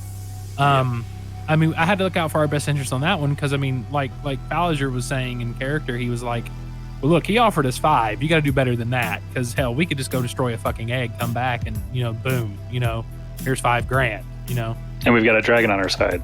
And we have a dragon on our side that you don't want to screw with. I mean, but that's why I put in the contract, hey, protection of party, life of party, if, this is completed, that's on them then at that point. They say they have a way to take out the Wormsmith. That's on them. I'm not going to fight for you. You pay me my money, my items. We're done. Because I'm not going to fight a grown red dragon, knowing that a blue grown an adult. No, it wasn't even an adult. I don't think, was it, James? It wasn't a wormling. Yeah, it was. It was a wormling. For what? When we played Icespire Peak, was it a wormling? It was a young white dragon. Yes, it wasn't a wormling. It was a young one. So, yeah. So, I mean, yeah, no, I'm good because that one almost kicked our ass, and that was a young dragon. So I'm good, And, Thal'dor in character, Thal'dor's going to know that because his uncle's going to tell him the stories of fighting the dragon. Mm-hmm. And then, his, it's just, he's going to know. So, that's part of the backstory. So he has a little bit of thing against dragons, but he also knows when it comes to a red dragon with the Horde of Gold, show your respect. Well, also, Falliger, he was in the military. I don't know. I guess I did make it known that he's from the Church of Helm. Yes. And as far as he just left and kind of abandoned, but that's not the full story. But he, the order that he was in, they specialize in protection and things like that. They're pretty big in the lands of intrigue, if that makes any sense to you guys out of game. There's certain regions in the south that are considered I think it's Tithir and Kalimshan are referred to as the lands of intrigue. So, and he's from he's from Tithir, I think that's how you pronounce it. And he's not like a master when it comes to knowing about dragons, but he knows enough to realize that fuck red dragons. They're the biggest, baddest, meanest of all the chromatics, and they're very cunning, and the only thing that matches their wickedness is their covetousness of gold and tyranny. So for me, the black dragons are the absolute evil because they're malicious, they're sadistic, they like to watch their enemies suffer.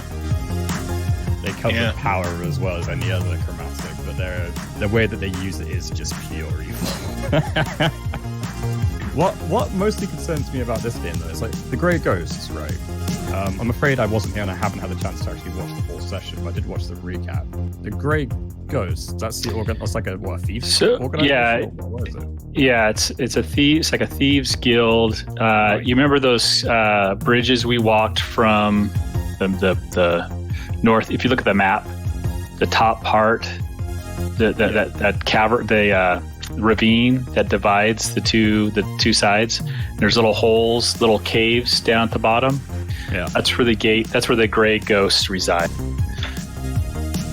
and they're the ones that they believe have absconded with the dragon egg. They must be very powerful if they haven't been caught by the keepers yet. It's an order of bandits and robbers. They live in the Whirlstone tunnels. That's all I have for my notes. Do you reckon Fan Cloud's with them? Backs them up? What's that? Do you reckon the dragon's backing them up? Because like it's impressive they haven't gotten caught yet, is my thing. Yeah, must be backing them up. Yeah, I mean, I don't know if the dragon can't fit down into those areas. No, I meant like his influence, not his physical being. Yeah, I don't know. It's interesting. We got information regarding Darrow named Droki earlier too. We did. Who could lead us from the Blade Bazaar to Whirlstone tunnels, and now we have a brooch that will, bring him to us. Hey, so I don't know what you guys want to do over the next couple hours. I want to spend at least some of that time trying to identify the crystal that I received from the Stone Speaker, and I want to look a little bit closer at this wand of dragon detection. I don't really know enough about it yet. So that's going to take me about 20 minutes if we find a quiet spot somewhere. But I don't know what you guys are thinking about what you want to do. Back. I mean, we got to make our way back towards the Stonekeeper's house anyways. Weren't we supposed to have a meeting with the in 2 hours. advisor? Yeah, we've got 2 hours. Well, let's break for lunch. I like how Bowser thinks. All right. For that. And then you can do what you need to do while we're having lunch or something. That'll work. Are you going to be doing it at the lunch table? It's basically just going to involve me putting on some glasses. It's not going to look.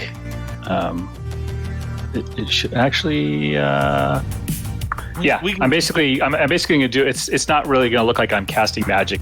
I'm basically just going to be looking at it through some glasses. So.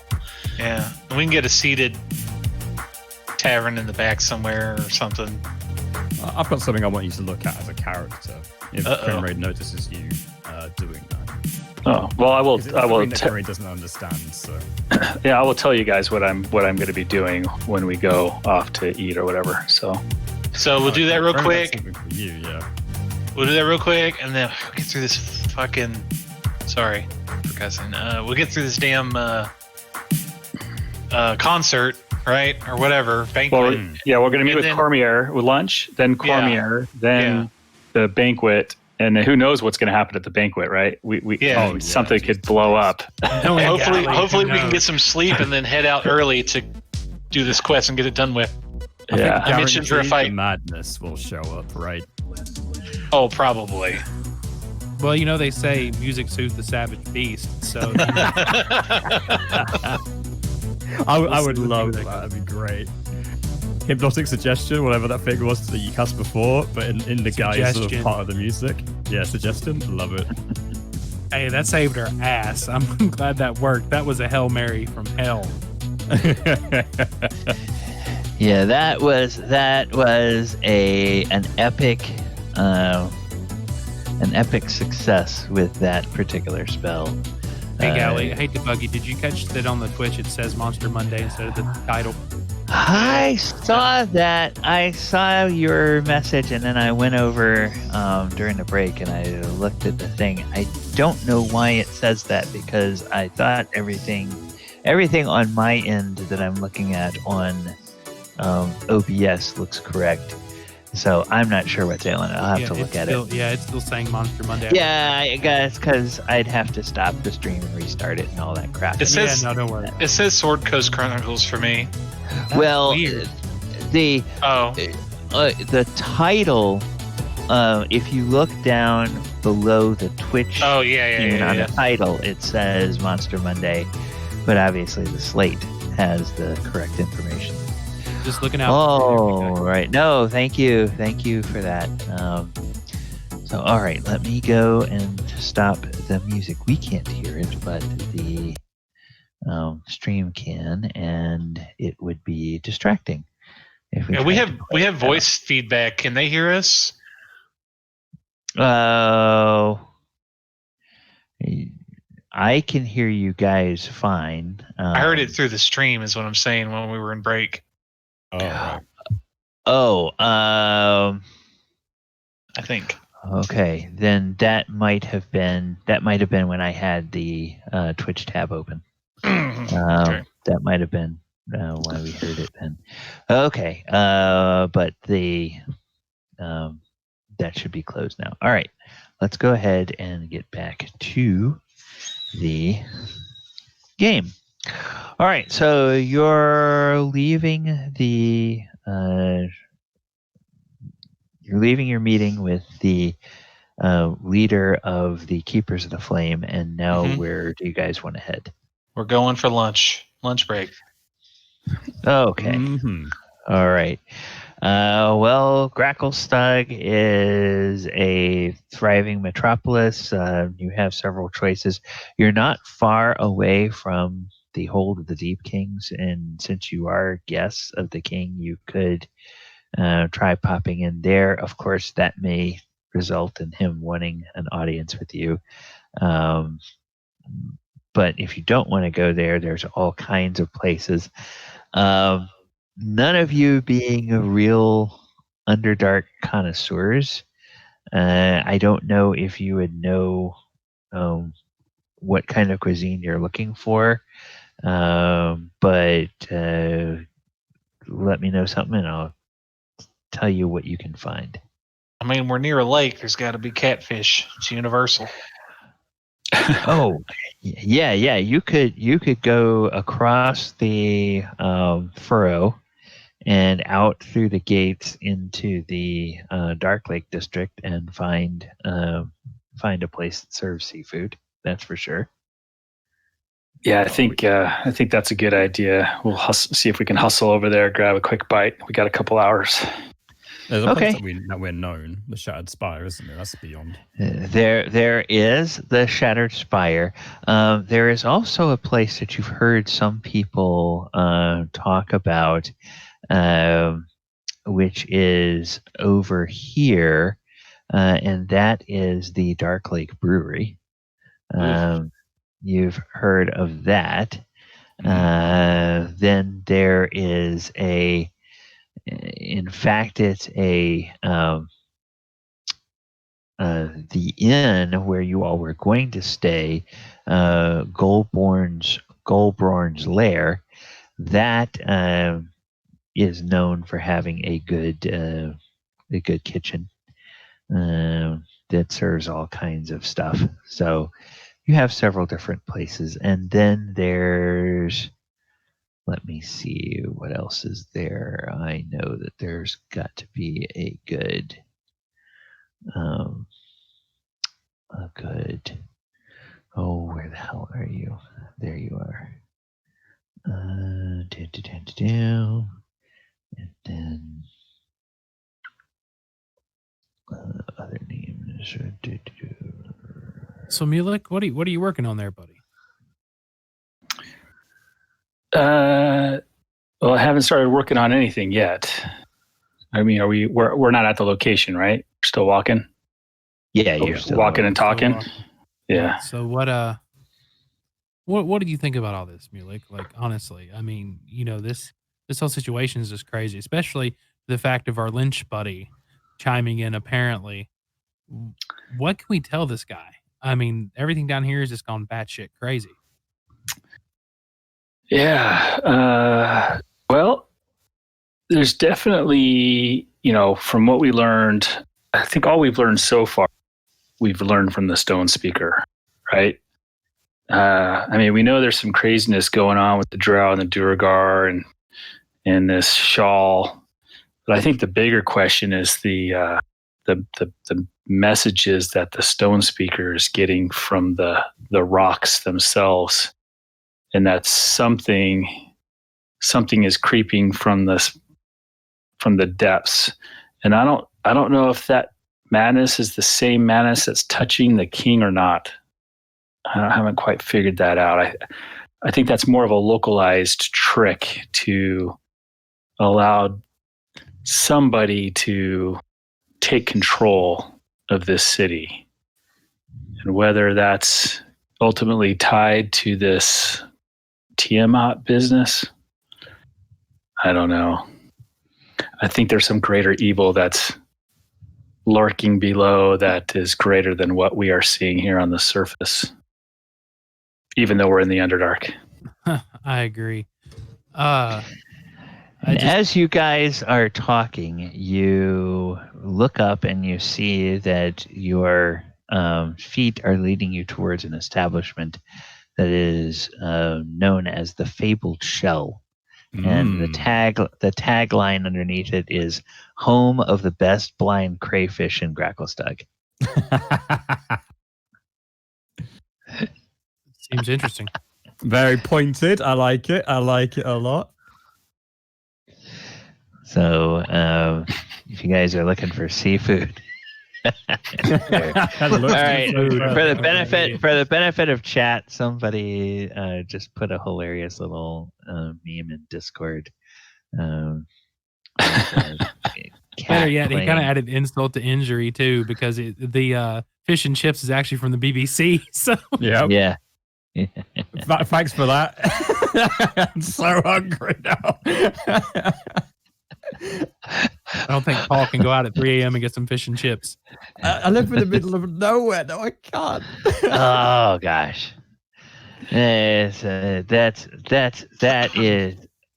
is sad, because even in a modest-sized town like ours, I guess Orlando is different than a lot of modest-sized towns because of the amount of tourism we get in non-COVID times. It doesn't matter what time of the day or night. If you're hungry for something, there's some place open that will deliver it to you at 3 a.m. You can get anything here.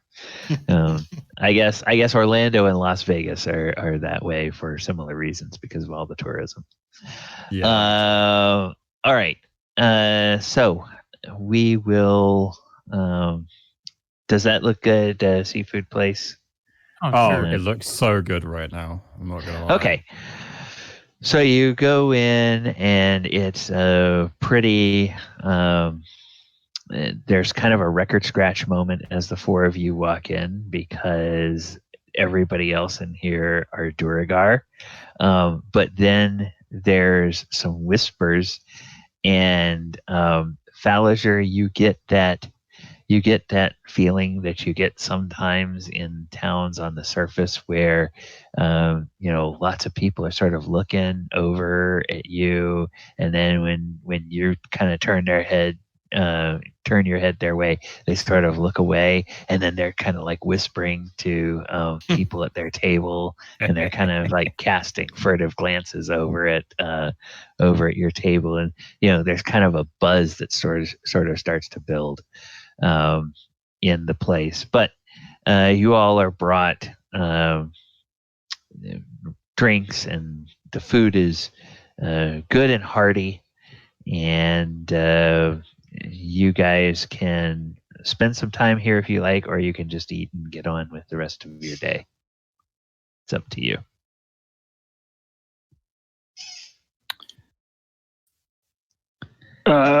Sorry, what was the last thing? You were just...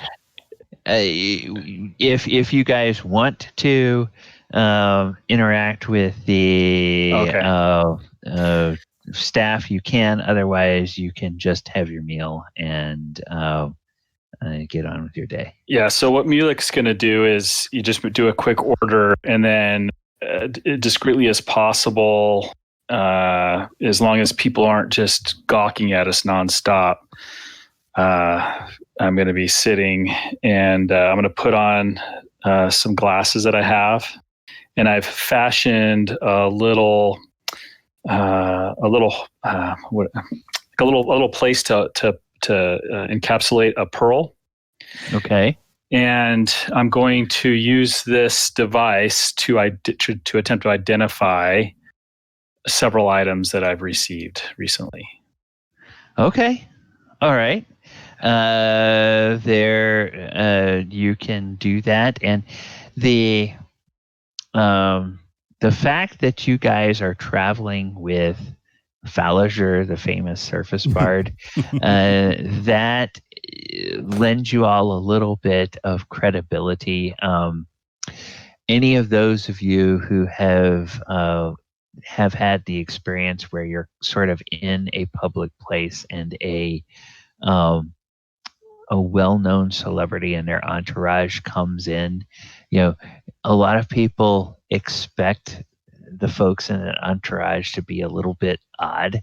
And so somebody putting on spectacles and stuff like that, which are unusual in D&D terms, it's like that doesn't really cause anybody to bat an eye. And if they're really fancy looking spectacles, that just adds sort of to the mystique of, those are band people. Yeah, those are a bunch of rock stars. Crazy D&D roadies. Yeah. So, or they recognize Faerun, so they just presume that the rest of you are part of the band. I'm hoping that they're more focused on the famous bard sitting at the table and less focused on Mulek, who wasn't up performing at all and is just there. Yeah. So I'm kind of, no one's really paying attention to me anyways. I'm hoping. So I'm going to just discreetly do my stuff. Okay. All right. You can either count on the luck of the star power of Faerun to attract people's attention, or if you really want to try to avoid notice, I will let you make a stealth check. Okay. What the hey? I've been rolling okay. Maybe this will be the time I do a nat one. Oh, wow. Okay. Yeah.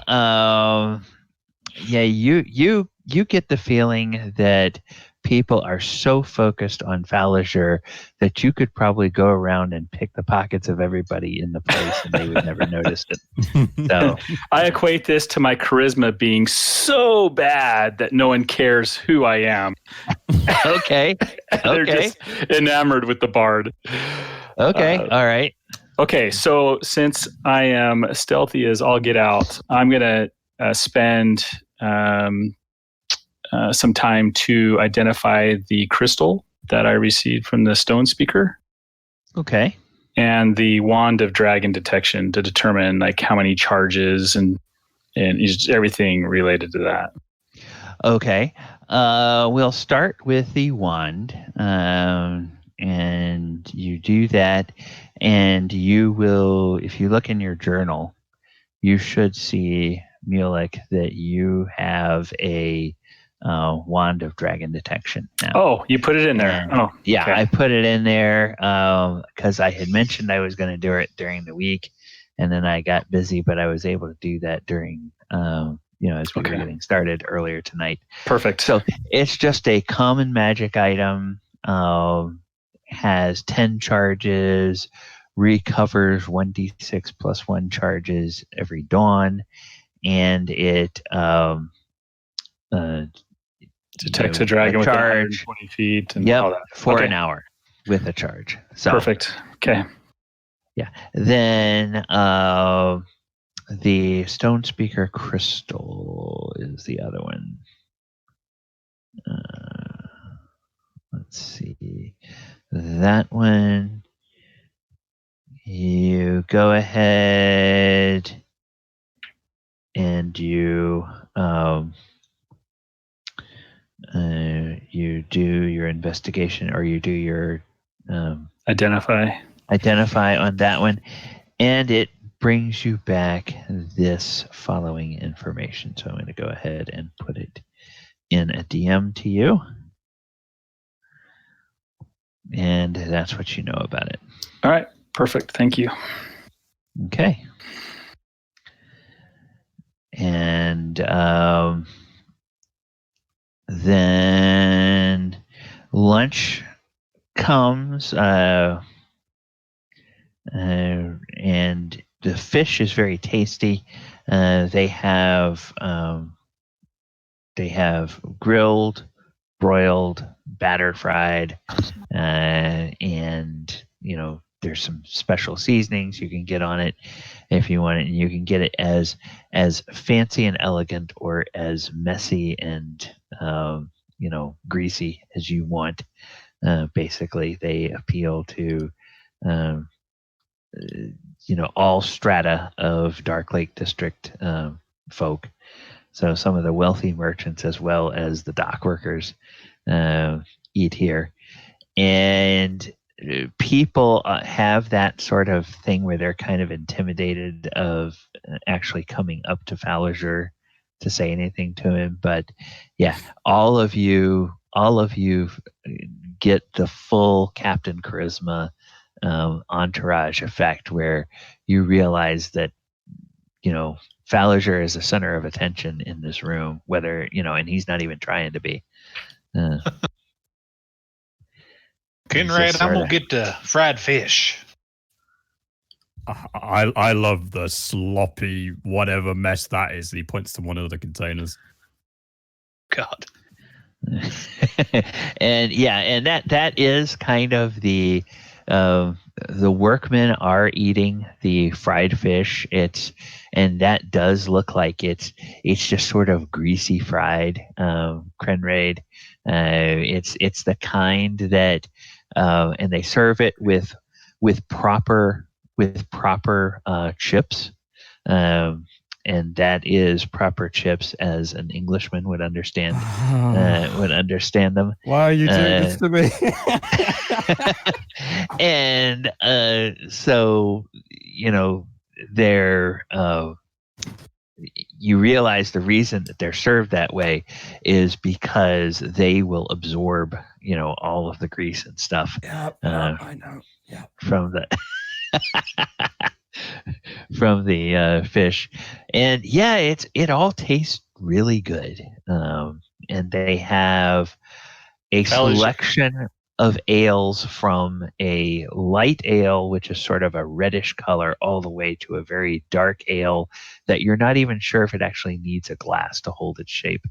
Faerun looks over at Conrad and he pulls something out of a bag and he pops it on the table. He says, "Well, I bet you ain't got this where you're from." And it's hot sauce. You have hot sauce, like the hot sauce. Oh my god! Okay, then we're definitely having some stronger alcohol. Then this is what we have in the South. That's what we put on fish. What the hell is it? What's that? What the hell is it? It's hot sauce. You never had hot sauce, I imagine, have you? No. Well, typically the accompaniment I have is this thick ass drink. Well, you want to try some? That goes for the rest of you, too. Yeah, I mean, I'd love to. I'm always down for trying new experiences. I got to roll a constitution check. Well, it's not too hot. It's more about flavor. It's like, it'd be like for the viewers, like if you ever had Louisiana hot sauce versus Tabasco, where we like a little bit of heat, but it's about the flavor. It's about the good quality vinegar and peppers. I feel you. Yeah. So, sure, and he pours a little bit on your fish. Let's put some hair on your chest. And if you already got some, it'll put more. I hope not. I'm more like a forest down here. I just run out of room. No clothes would fit me. People have said I look and act like a bear. I better eat like one. I think it's just the most clothing Conrad's ever had on in his life. When I smack my face against the plate, just start eating it without using my hands. pretending he's a bear. And yes, of course, that draws that gives even more cover for Mulek because that draws some attention, and some people then seem to recognize that Krenraid is the percussionist in the band, and there are a few people that Thaldor and Mulek, after Mulek is done with his spells, the two of you would recognize kind of the looks that Krenraid gets and the nods as, yeah, figures, typical drummer. Yeah, I just start twirling gold coins in between my like the whole thing of twirling like a poker chip between your finger. I just do that with a gold coin. Start twirling it between my finger. So then they probably peg you as the rhythm guitarist. Okay, I get where this is going. or the harpsichord player or whatever. Mulek's a pianist. Yeah. So all right. So you guys have a good lunch, and well, when I'm done, what I'm doing, I'm going to look over at Krenraid and say, "Hey, you mentioned you had something you want me to look at. Do you want me to do that now, or do you want me to do it later?" I'm sorry, I can't see anything. My eyes. We'll deal with it later. Oh God, he rubbed it in his eyes. It wasn't supposed to go in your eyes. Why does it hurt? I'm sorry, that's great. I guess I figured it after it was burning your mouth a little bit, you would have realized not. I take a rag off the table, put a little L on it, wipe it out of his eyes. My! I can see. Oh God, I can see. I thought I was blind. Mulek's just looking around. Mulek's looking around. What's going on? What just happened? I got a bit too into it and decided I was going to eat a bit like a bear, and then I wiped my eyes to get some of this goopy sauce off, and it hurt. Why is Krenraid so emotional? Dwarf this emotional before. Because I have really good food. any dwarf that eats a really nice meal is immediately more, let's say, honest about everything else. And yeah, I did have something I wanted you to take a look at, but I'm having a hard time seeing through the tears at the moment, so I'll get all right. Hit me up later. I throw as we're getting ready to leave, I throw a gold on the table. Yeah, how much do we owe? Oh, it's standard like 2 silver a plate. And then those of you that have ale, that's an extra silver, so 3 silver a plate.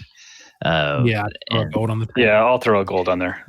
Okay, yeah. So, that just further confirms the eccentricity of music folk.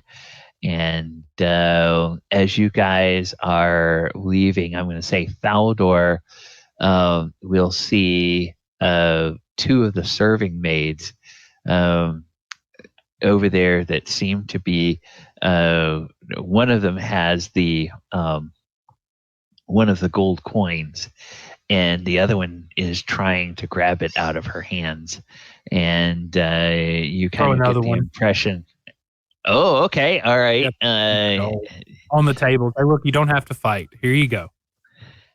And so the other one picks it up, and then the one says, "Yes, but this one is from Valiger," and she just sort of tucks it into her. It's all from Valiger because I'm wait, what? So good. It's good. What does she have? The one that you touched. Off the choose.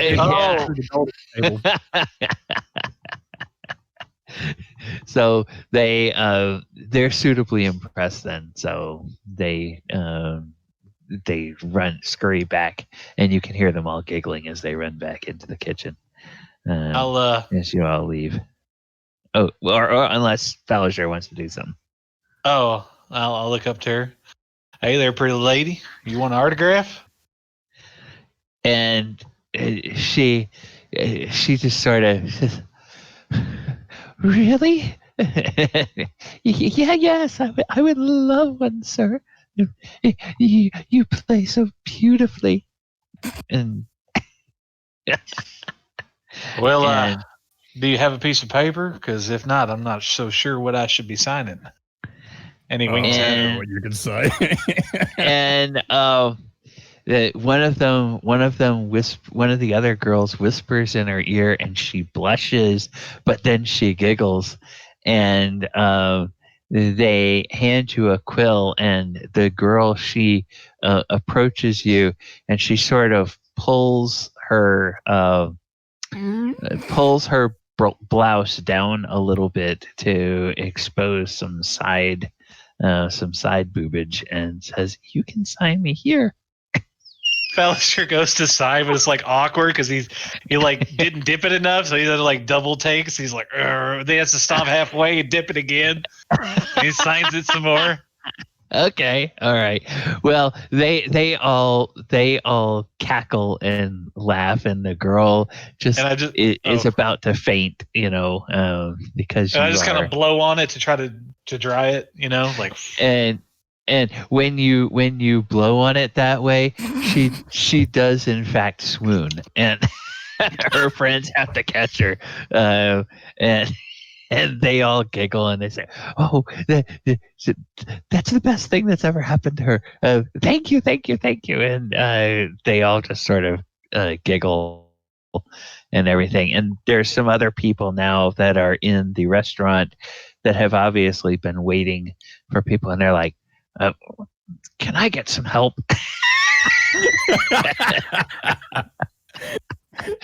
"I'd like to order food, please." From the other side of the restaurant, and so then you guys walk out, leaving that in your wake.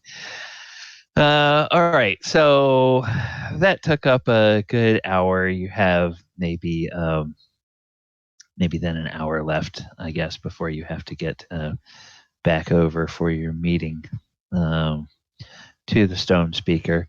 You make your way back through the town, and you are able to get over there and get to the Stone Speaker's house. And when you do, you are met, of course, by the Seneshal. And the Seneshal is okay. I'm looking. Where did we put it?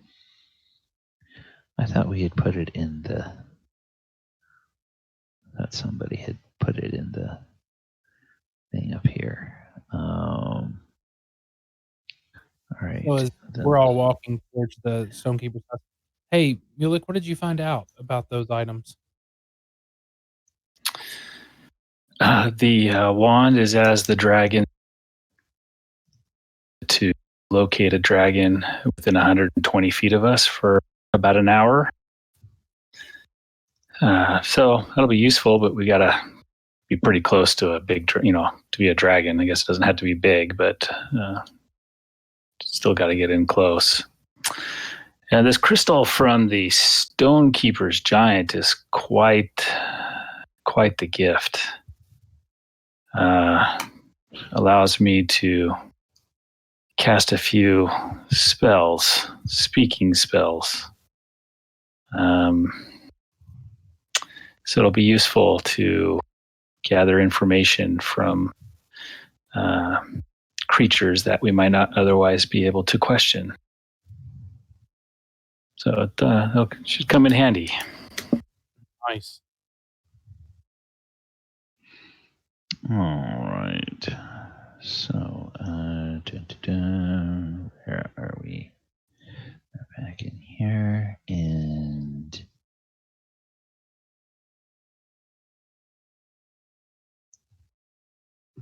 okay. Conrad, are you better now? Oh yeah, I feel great. What do you think about that hot sauce? It really hurt my eyes, but it was very tasty. Yeah.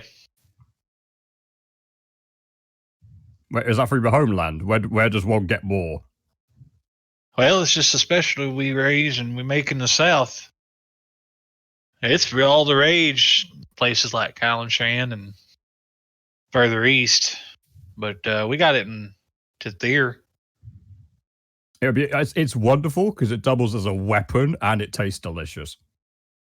You know, I never thought about it like that, but I guess if you took it in its raw form and it just pepper form, you could make it a weapon.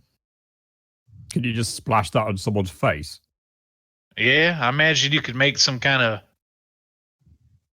weapon that breaks on impact or whatever, and it gets in their eyes and in their noses, and it would mess up their senses.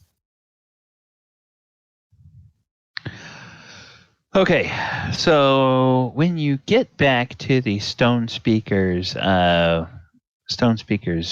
home over here in the back of Cairngorm Cavern, you arrive just about the same time that the Seneshal does. And he is dressed, actually, you don't see him until he gets about 20 feet from the door when he drops his invisibility. And he appears there. And he steps up to the doorway, and he's dressed all in a normal cloak and has a hood on, doesn't have any robes of office or anything like that, but you recognize his face. And he steps up to the door, and of course the Stone Speaker is expecting you all and expecting him. And as you walk in, you see there is this enormous ball of fur that is over in the corner of the room. And as you look at it, you realize that the ball of fur is gradually rising and falling and rising and falling. And you notice that this is a freshly bathed Tiny. And indeed, the coat just looks luxuriant. It is fresh and all fluffy and everything. And the bear is just sleeping as though completely exhausted, probably after struggling against its master while it was getting its BATH earlier in the morning. And but it definitely looks much cleaner and much more pristine now that it has been bathed. And so the Seneshal comes in, Stone Speaker closes the door, and he says, "Oh, you all may talk here in the living room. I will go back to my room unless you would like me to be part of your discussion." He says that to you all as a party.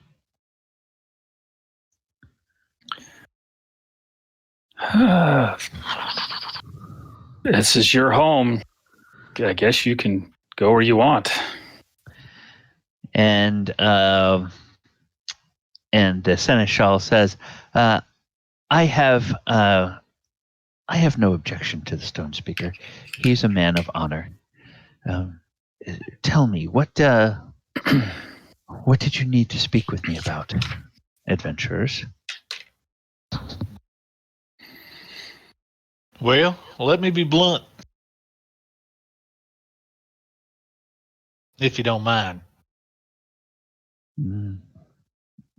Of course. Go ahead. It has come to our attention recently that there are certain people conspiring against you and questioning your loyalty. Now, before you react, let me say I am a good judge of character. And I do not think someone who has served the king for 75 years faithfully would just up and change his mind one morning for no good apparent reason. And he says, well, that would explain much that has been troubling me in the last month or two. I have noticed a gradual change over the last couple of months in the demeanor of the king. I have always been his most trusted counselor, but now I find myself not invited to his meetings of strategy with some of his generals, and not on the list of invitees to his meetings with whom he calls his confidants. I had been troubled by that. And at first I thought perhaps they were planning some sort of surprise. The king is a generous king. He has been sad since his wife passed some 2 centuries ago. But he has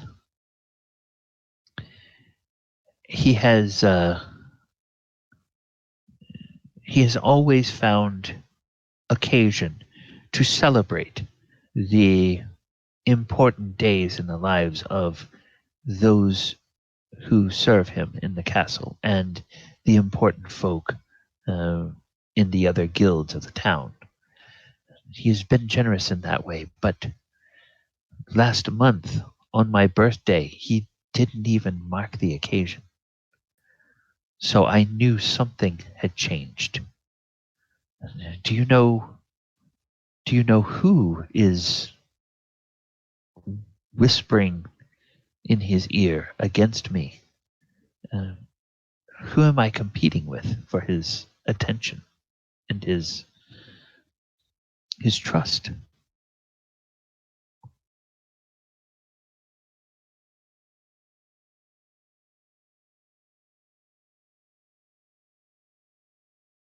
Isn't it obvious?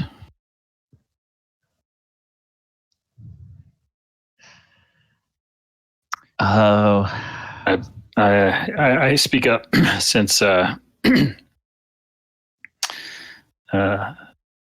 seems to be preoccupied. I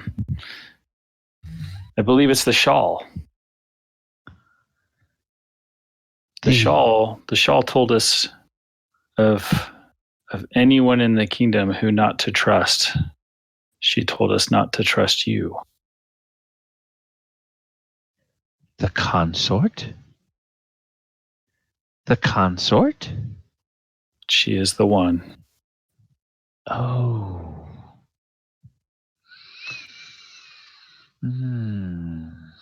That one, I fear, is a poison to the king's mind. Of course, I like seeing His Majesty happy, and he has been happier since she arrived than at any time since his wife passed away. But I have always mistrusted her for some reason. I can't put a finger on it. But if she is whispering poison against me in my lord's ear,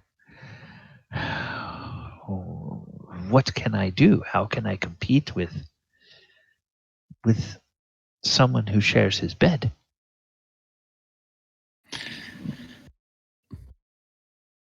That is a question I do not have the answer. But let me ask you this. There's much going on that we've noticed in our short time in your city. Things going on that bring much, I think, risk to your livelihood. And I'm speaking of the worm, the disagreements between the Kingsguard and the Keepers of the Flame. What can you tell us? Yes, well, the Kingsguard and the Keepers of the Flame have always been strong in agreement. They have to be, because when your city's economy is based on trying to keep a fully grown red dragon in check, everybody who does not have fire breath has to be on the same page. There has been a growing rift in the last couple of decades as the Keepers of the Flame have dissembled and delayed in finding an egg to replace the Wormsmith. And now they have confided that they have lost it. And the Stone Guard, the King's Royal Guard, as they are otherwise known, the Stone Guard are of the opinion that the Keepers of the Flame are trying to avoid slaying Thimberchod, and in hopes that they may exert power and control over the throne and bend the king to be merely a king in name, but have them hold all the power with the backing of Thimberchod the Wormsmith. For make no mistake, if Thimberchod is allowed to live too much longer, another decade or two, certainly as long as another 50 years, he will grow so powerful that it will no longer be an easy thing to retire him as all the previous Wormsmiths have been retired. You ain't got to worry about that.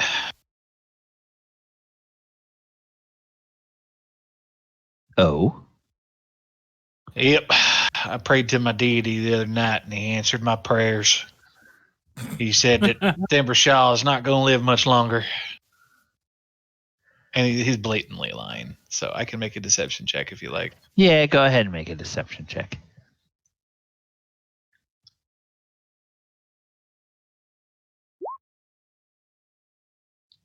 Okay, 15. That's pretty good. He seems to relax a bit. He says, "Oh, well, if your deity says so, I would prefer to know from the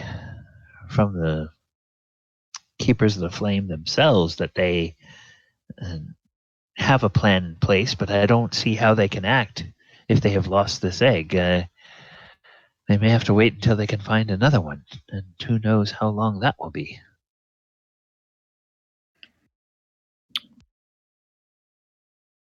What is your view?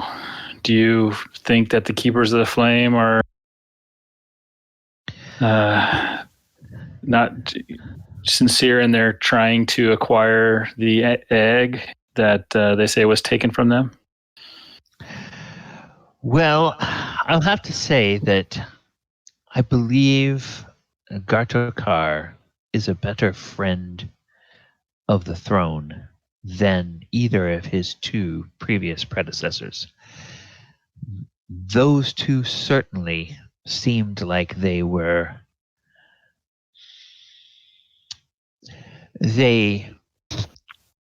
wanted power for themselves more than anything else. and they were making dangerous delays in allowing Thumberchod to continue as the Wormsmith. When Garkotar assumed the leadership of the Keepers, that made most of us in the castle feel more at ease, and very shortly he put plans in place to secure the egg, and indeed he did secure it. But we wish that he would have already hatched it by now, and had the new heir growing alongside Thumberchod, so that the city will suffer less of a downturn in the economy. You must understand that every time an adult dragon is replaced by a wormling or a young adult, that it by necessity means a dip in the productivity of the forges. But that temporary dip is a small price to pay compared to what a full-grown dragon could extort from the city if it decided to exert its full power. Well, would it surprise you to know that Hans wanted us to work with the worm and not with the Keepers of the Flame?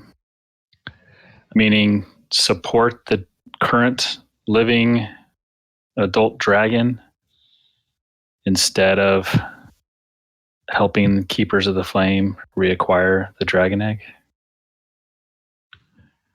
What? You say Shal wanted to support Thumberchod? Yep.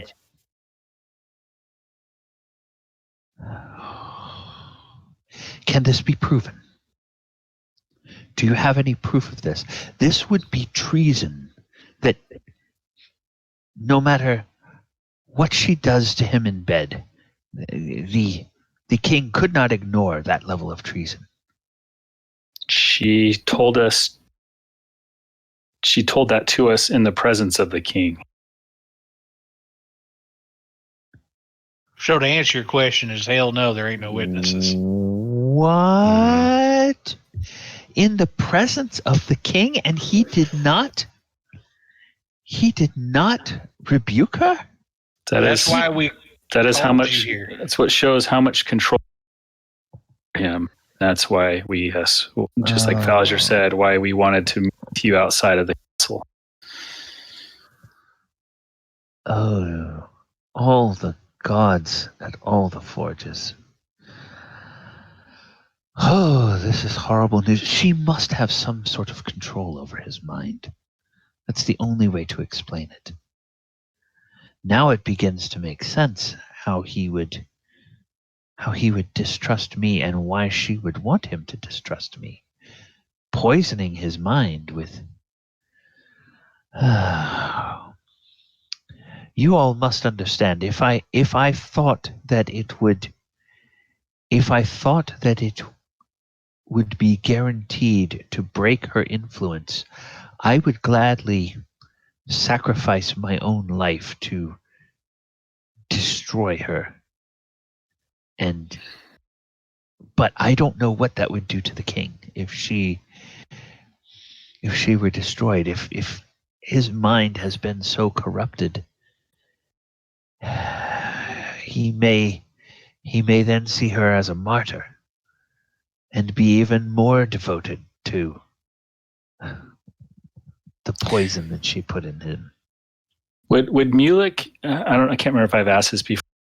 I know we've heard theories of what might be causing the madness, and I can't remember if I asked you before if Mulek would know of anything that the Shal could be doing to affect the king. I don't think he has asked that specifically.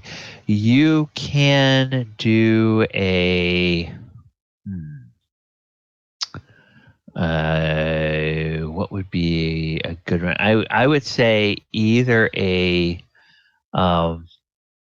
survival or a history check, whichever is better for. There is one thing we do know is that when he started getting a bit more clarity of mind, she touched him, and he went back to being a bit more. She was touching. Yeah, anytime she was touching. Yeah. Jeez. That's very observant of you, Conrad. This is OOC. This isn't Conrad. Don't worry. It's not. No, I remember. I'm thinking that because I remember, but I don't know if I had asked what she could be doing, if anything, that would cause him to do that. We talked about it in character. I just said it was probably more finger waggling because that's the only thing. Yeah. Now that I remember, I think we all rolled, and then only two of us actually realized it was me and somebody else. But yeah, with a 20, with a 20 in history, Mulek would know that there are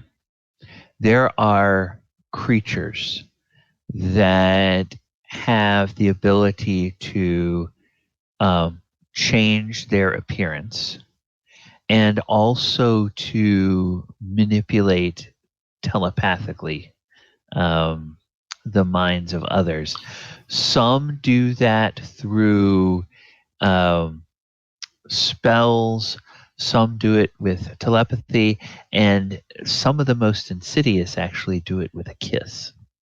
And with that history, though, specifically based upon what Cormier has said, would I know if taking her out would harm the king? Oh, from the ones you know about, no. The control that they have is something that they always must concentrate constantly on. Well, it's not necessarily concentration, but it has a limited duration, so it always must be reapplied, renewed. And if it's much easier, the more disposed the person is to like you in the first place, the much easier it is to manipulate them. And so obviously if Shal is the consort and she's sharing the king's bed and his most intimate of hours and whispers and things like that, then he probably is very disposed to trust her. But if she was ever exposed for her true form, or if she were killed, then eventually that would break the spell. And probably the shock of seeing her in her true form, whatever that might be, could be enough to cause the king to break out of his stupor. So Cormier has. So I'll respond to the Seneshal and say, I don't know if you need to think about sacrificing your life at this stage. From what I understand, if we are able to separate the two, or if she were to be killed, I don't believe it would harm the king, but might help him come out of whatever effect. If it is caused by the shawl, would help him return to his normal self. But I don't know. Do you know of any ways that we could separate the two? She has a thing we have Fallager, just say. Let's say, yeah, she has a thing for Fallager. So I mean, we get them alone, and as Conrad saying,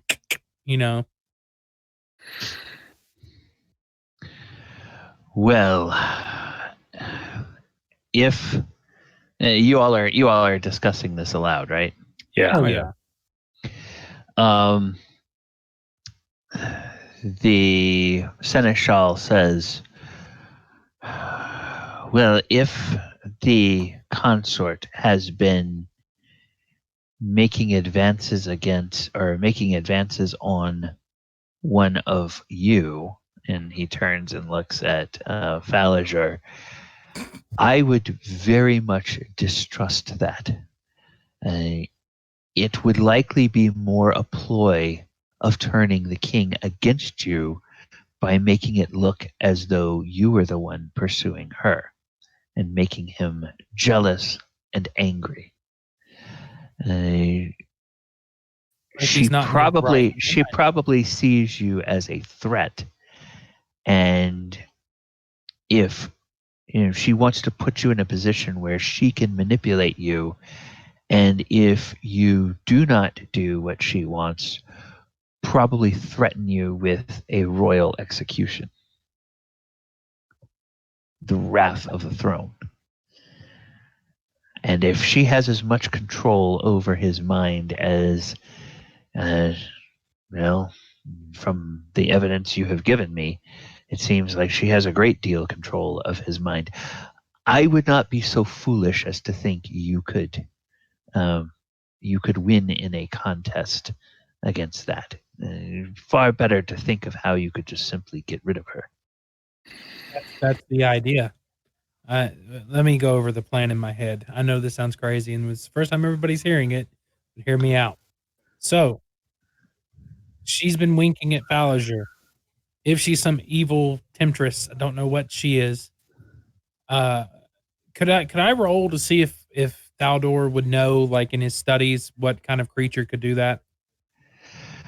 Well, now that Mulek has sort of mused aloud about the fact that there are creatures that can manipulate and control their people, you any of the rest of you would be free to roll to see what sorts of creatures you would know, and depending on how good your roll is, you might even know whether any of those would be more or less likely to be in the Underdark.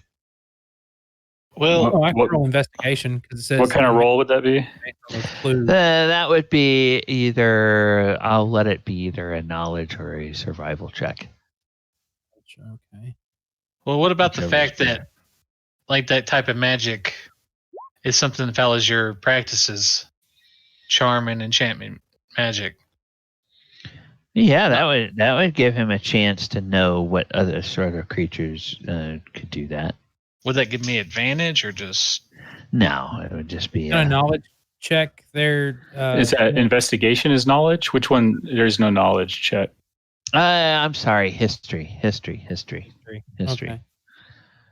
Roll really good. It's not going to matter. History or survival. Wow. Oh, survival? Oh, okay. Whichever is better. Rolling low.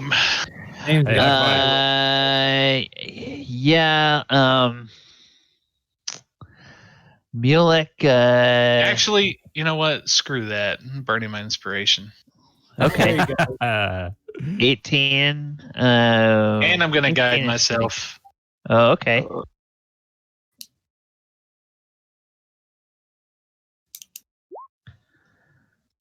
There you go. Plus okay, and then the guy's 18. All right. So 18 is pretty good. Yeah. Out of all the things that are associated with the Underdark, Falager, something does come to mind, and it starts to fit with details that you know. There's a creature that you know about that is able to charm people. Traditionally, it's charming with a kiss, but it might be as easily as with a touch, or maybe the touch just reinforces the kiss or something like that. Also, something that has the ability not only to go invisible, but to also step into and out of and through the ethereal plane. Much as one might step through a door from one plane of existence to another. Something that Faerun actually witnessed the previous night. And that creature is a fiend known as a succubus. I knew it. And and of course, because those are fiendish, that means they could exist in the Underdark as well as existing in the prime, or in the natural world on the surface. So it's entirely possible. And of course, everybody you've talked to that has known the king for a long time has said that there's been a change that's come over him since the consort showed up. So, that would make sense. So I'm not confident, but I just kind of know that might be... fits with all of the data points that you have. Okay, so I am confident. Okay. Well, that's the one you know about. There may be other things that you don't know about, but that's a common one that, All right. It wouldn't surprise you if it turned out to be a succubus. Let's put it that way. Well, I think what we're dealing with here, boys, could very much be a succubus. A succubus? Oh, no. Stone Speaker finally speaks up and says, "Oh no, a succubus in the palace of the Deepking. Oh, that would be deep trouble. And of course, a succubus would want to side with an evil dragon for the accumulation of power.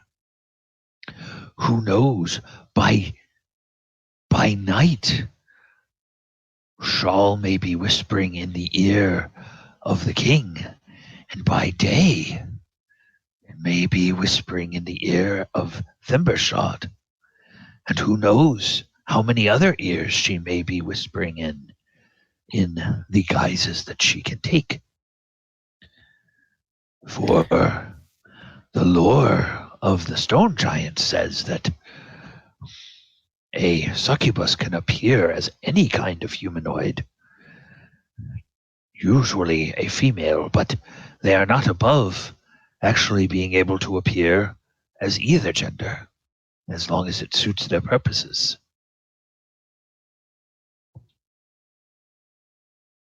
Yeah. That's what I think it is.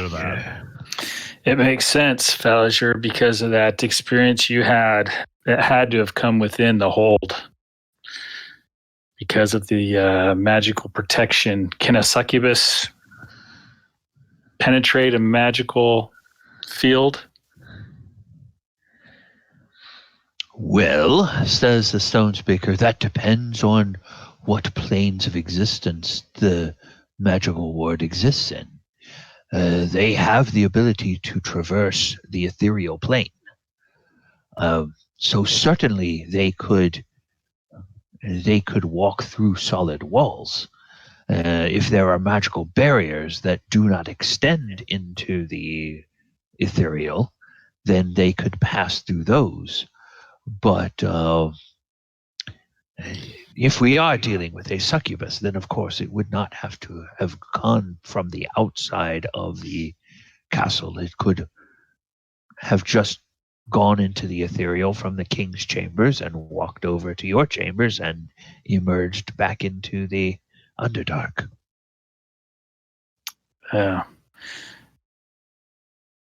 So, I don't know. My view would be, Carmier, do you think it would be possible to get some of the Stone Guard, convince the Stone Guard of what is happening, at least those who are close to the king, that would allow us to attempt to do something about this succubus without being attacked by the Stone Guard? I have a few friends here in town, says Cormier. Some have command of magic. I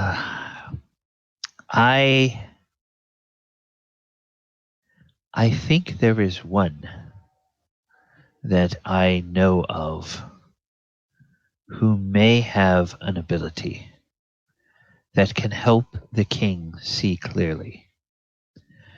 I will be sure that my friend is on the guest list for tonight's feast. I will see if he can gain, if he can get close enough to the king to touch him.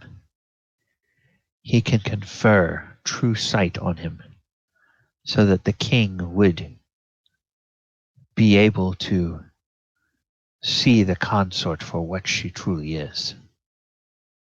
Oh. Otherwise, if any of you, or if you all know of anyone who can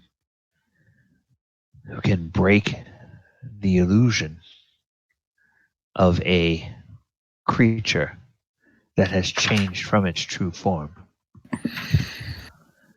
that would allow everyone else to see her for her true form.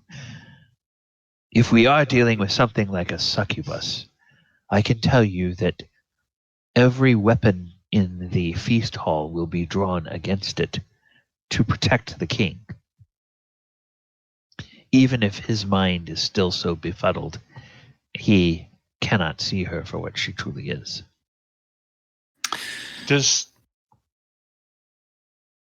Go ahead. Oh, no, go ahead.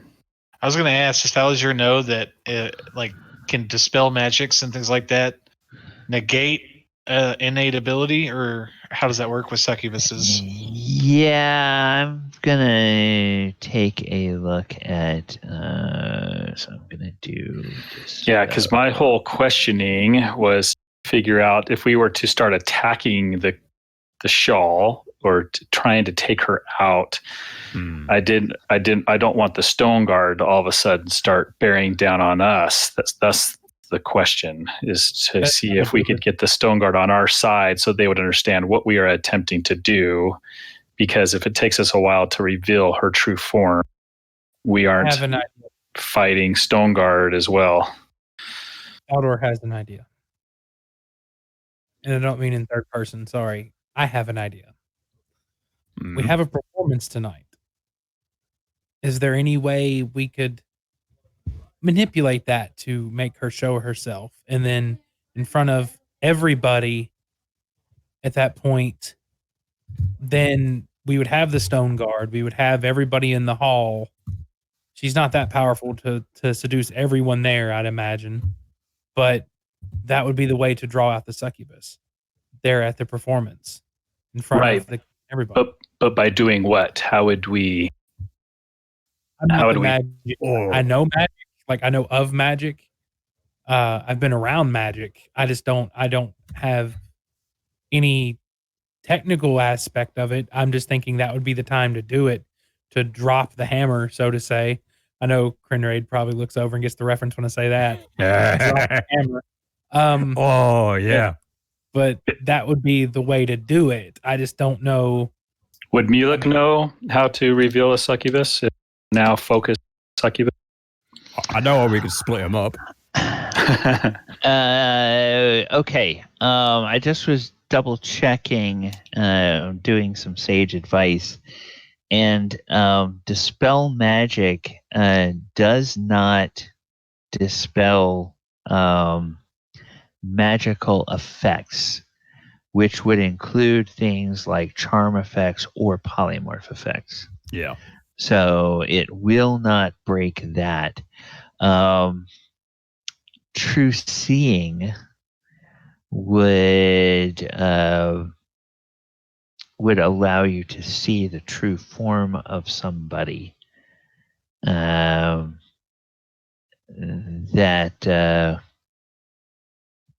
that is. Wait, did we get a potion of lesser restoration, or can someone cast lesser restoration? Restoration. Oh, you want to cure the charm? Yeah, I mean, would I know that? Would I know that in my studies? Lesser restoration. Let's just take a look at lesser Would that restoration. cure I a think charm effect of some sort? Like, we were able to speak that to the king, and he drank it, and would it clear his head enough to know that he's been charmed? Because most people that are under a charm know they're under a charm. Okay, lesser restoration will doesn't. only change the conditions of blinded, deafened, paralyzed, or poisoned. Does not change charm. So let's see. Greater. Falazure speaks up. He says, "Well, boys, I think we got a major problem here. No. I don't think not natural. Excuse me, what I'm saying. There's nothing natural about arcane magic, but I don't think arcane magic can dispel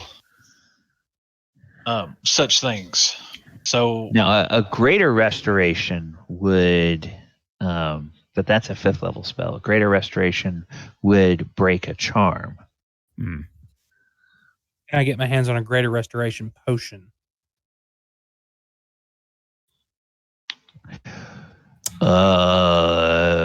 Let's see.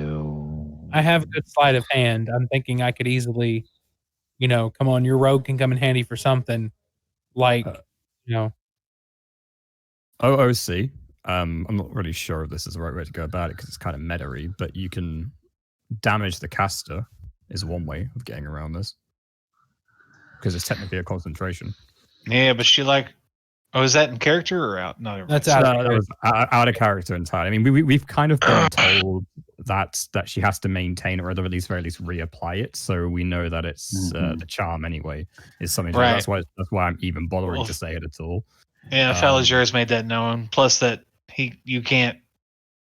It just we're gonna have difficulty exposing it, and you can't just dispel it. So. No, it's OSC again. The succubus's innate ability is actual it's like a physical polymorph. You become that creature. It's not a magical effect.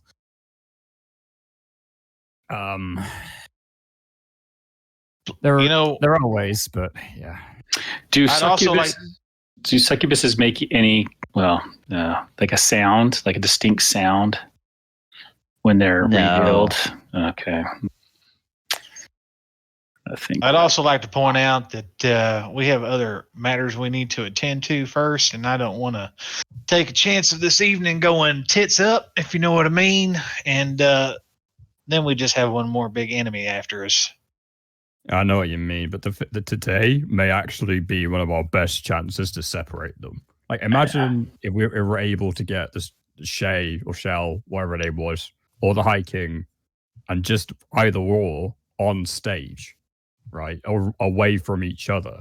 It gives us the perfect opportunity to, either hit her on the back of the head or do what that guy said and do the true sight stuff. Falazure, can you cast? Do you have any illusion ability? I see what you're up to. That's clever. Well, so I mean, I have minor illusion, but I it's not going to be powerful enough. I need something stronger. I'm afraid it don't really, but I could do something a little bit like what happened to us when we were under that fire temple. I could suggest that she admit the whole thing. That's right. You get a whole sentence when you do suggestion, don't you? Yeah, but the only problem is they like to hide behind that damn wall of force. Well, if we're performing and they get in close, their table close to where we're performing, there might not be a force. Yeah, the wall of force was in the throne room, and the best that you all were able to figure out, because you obviously couldn't be casting spells there in the king's presence. The best that you all could figure out that the generators for a wall of force that size would probably have to be built into the construction of the room. Now, the feast is liable to be in like a great hall, so not in the throne room, so a different area of the castle. And when the previous night when they went to see you at the Shattered Spire, they walked in with their guards and were there. You got the feeling that the reason they left the Wall of Force up this morning was because the king was there without any of his guards. He wanted to speak with you all alone. Yeah, but with the exception, of course, of the consort being with him. But we don't know that. So Falasure is just, he's planning for the worst. Yeah, okay. He's thinking, okay. All right. Not to mention, I want to point and remind you that she did visit me in my room, caught me unawares with my pants down, literally. And when I confronted her about it, I didn't know at the time it was her until I started thinking about it. Oh man, we might have ourselves a succubus to deal with here. She teleported out of the room. Okay. So what's to say that if something goes wrong and she escapes, I don't know about you, but a woman scorned has no fury. Or, well, shit, I always fuck up that damn saying. Fury woman. Exactly. But if she leaves, won't that reveal herself? It doesn't matter. We still have a horrible enemy, and a pissed off woman is bad, but a pissed off succubus is worse. We'd also have the gratefulness of a king, though, if we truly were able to reveal her form, even just to drive her off, right? That doesn't protect us in the middle of the night when we're trying to sleep. Yeah. You can take shifts and stay in one room. I'm just pointing it out. Don't be naive. Don't get it twisted. I think that True Sight's good with that. Yeah. So I've also been looking at some other spells that you guys were looking at, and Thalador, to answer a question, you could get your hands on a scroll of Greater Restoration, no potion of Greater Restoration. Okay. Or you could find somebody that has access to 5th level spells that could cast that. Now, if the Seneshal knows someone that's able to cast True Seeing, that's a 6th level spell. So that person may or may not also be able to do Greater Restoration, although one of those is more of a bard and cleric spell, and the other one is more of a wizard and sorcerer spell. Right. So it probably would take 2 different casters to do that. Right. So that'll kind of know that in his studies. So, because you're telling me that, so I look over to what's the King's Aide's name again? His confidant. Carmier. Do you know any wizards, warlocks, clerics, anybody that can cast the spell Greater Restoration or True Seeing or True Sight? Well, I do. As I said, I do have a friend that I think could cast True Seeing on the king. That would reveal the consort for what she is. The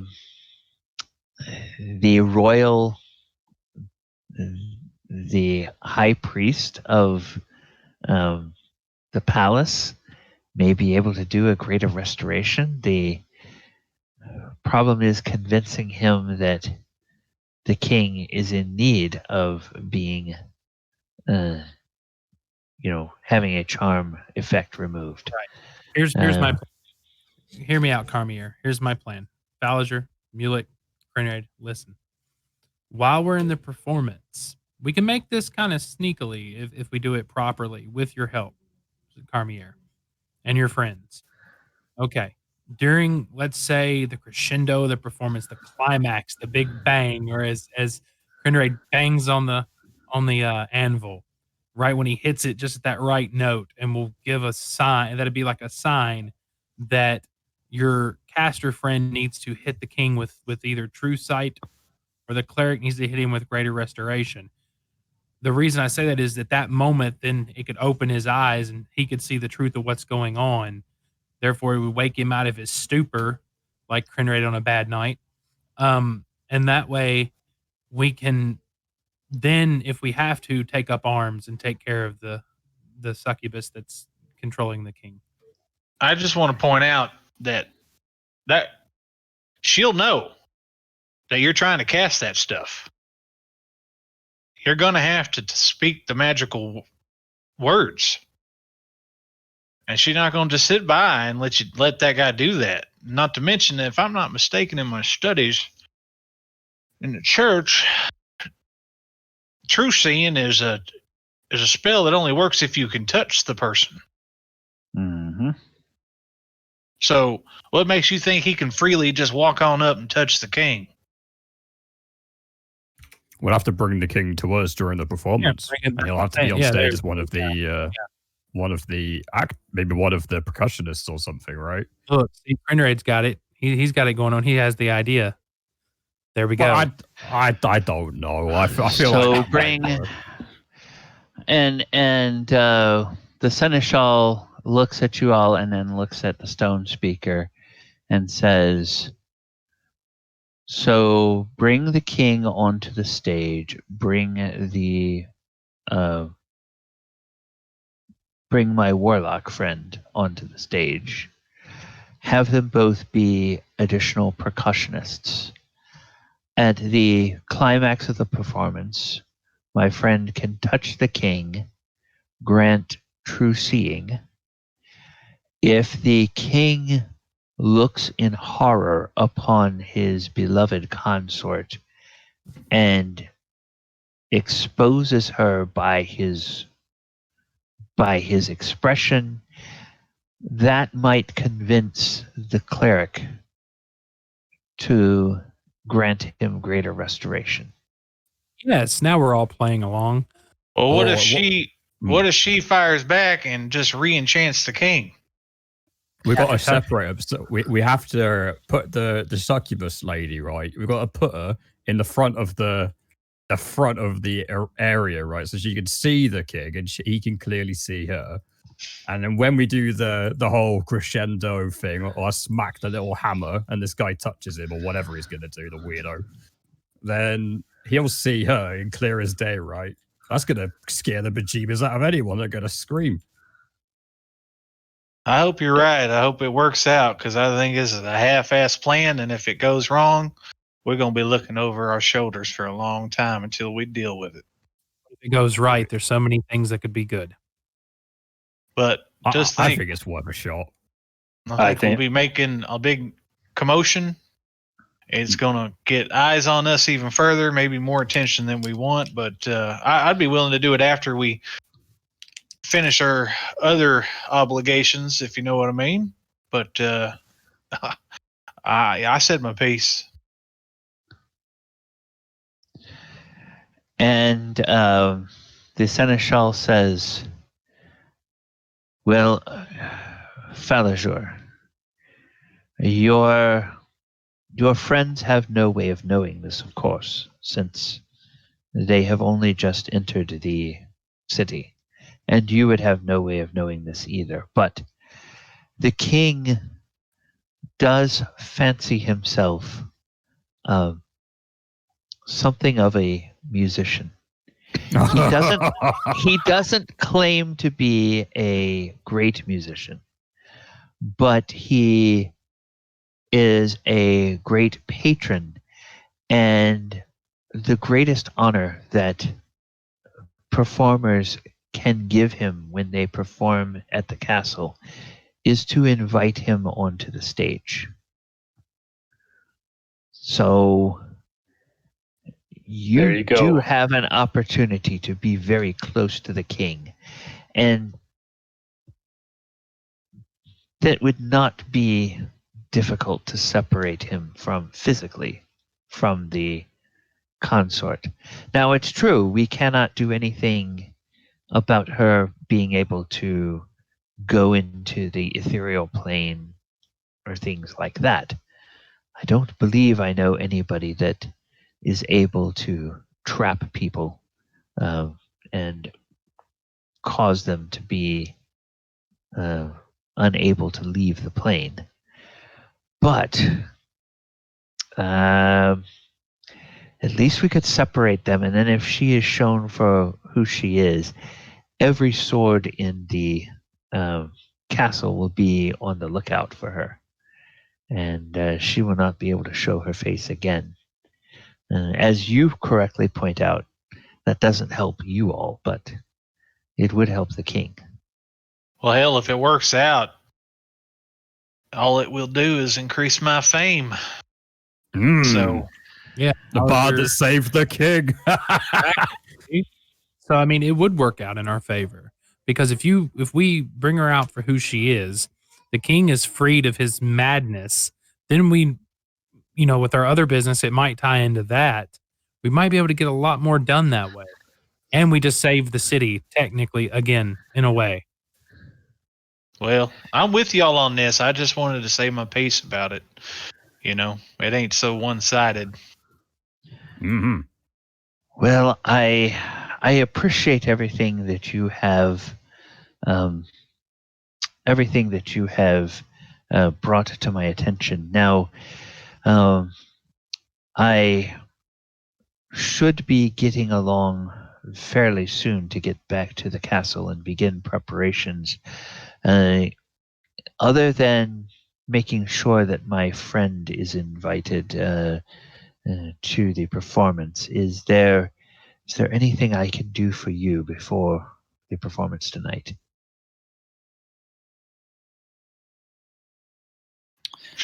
And out of character, you all did meet someone earlier that you told you would get into the performance. Yes, I need to invite our friend from the Forge. Oh God, I would know. Thaldor would know his name. Yeah. Meldron or Meldor or something like that. Yeah. I need a special invitation for him. I told him I would personally get him in. Meldrum. It was Meldrum's Hammers. Meldrum at Meldrum. Oh, yes. Yes, that would be perfectly appropriate. The captain of the guard has commissioned Meldrum to make a hammer for his son. So yes, I can easily make sure that he's added to the guest list. Thank you, sir. Appreciate that very much. Well, very well. I will speak with you all before the feast tonight, and I will let you know whether I was successful in having my friend added to the guest list. I will let you talk with him about final plans for the performance so that we can get everything in order.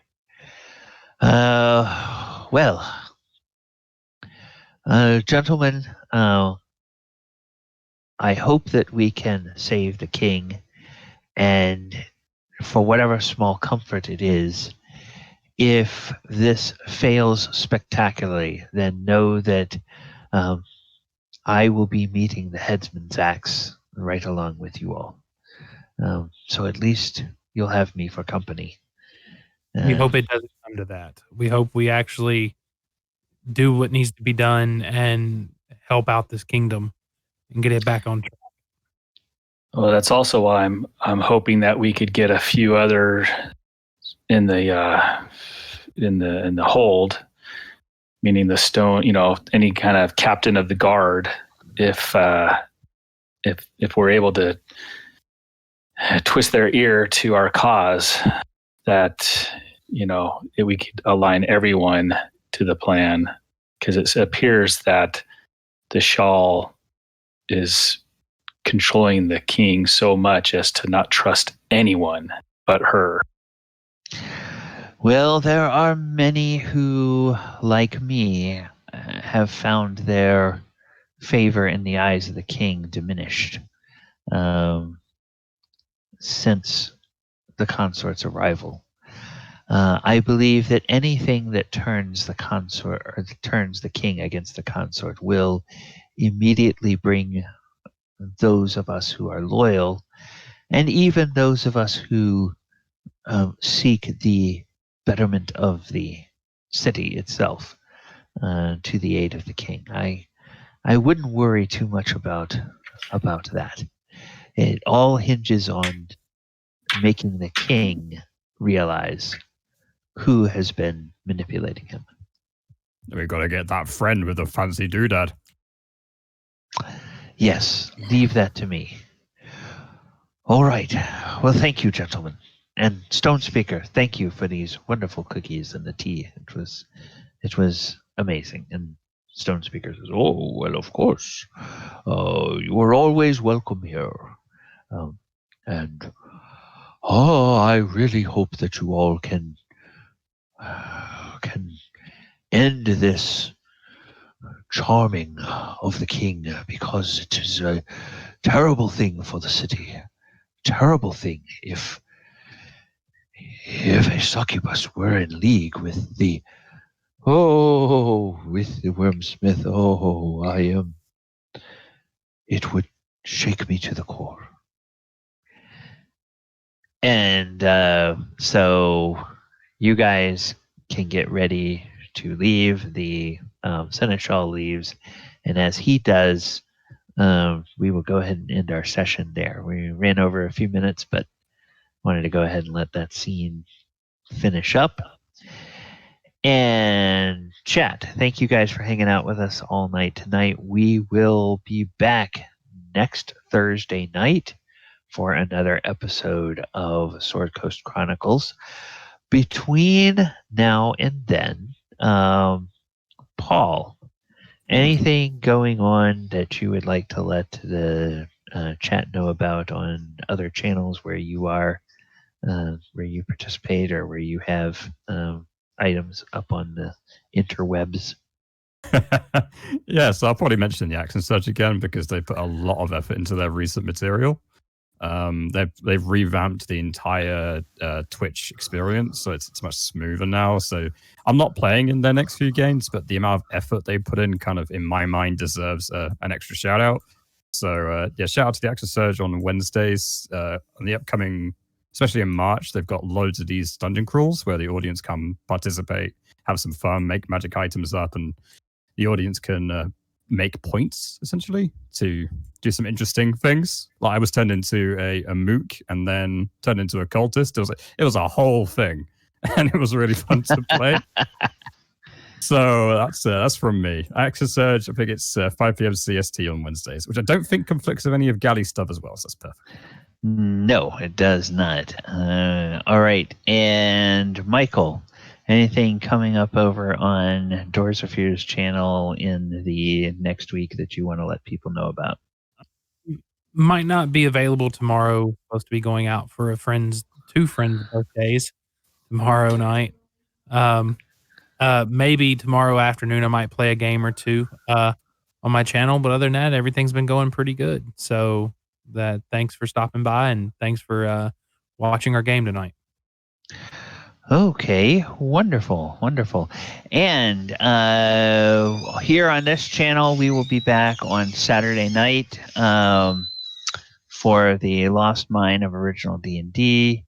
We will be back on Sunday for our 5th edition Planeswalking game, The Walker of Waterdeep. And next Monday night, we will be here for another Monster Monday. We had a really in-depth discussion of Auril the Frost Maiden, and turns out she has a much longer history in D&D than I was aware of when I started doing the research. So it's very interesting to see how she has changed over the years, and lots of fun lore that you can dig into to use her in your game if you want to drop her in as a divine being in one of your games. And since we are now part of the Game Rebel Network, what I am going to do is I'm going to run over here to Twitch, take a look and see who from the Game Rebel Network is online. And I am going to, let's see. I am going to go ahead and raid one of their channels. Okay, so yeah, let's see. Let's let's go ahead and send you guys over to the Southern Bell. Okay, so we're going to raid the Southern Bell's channel.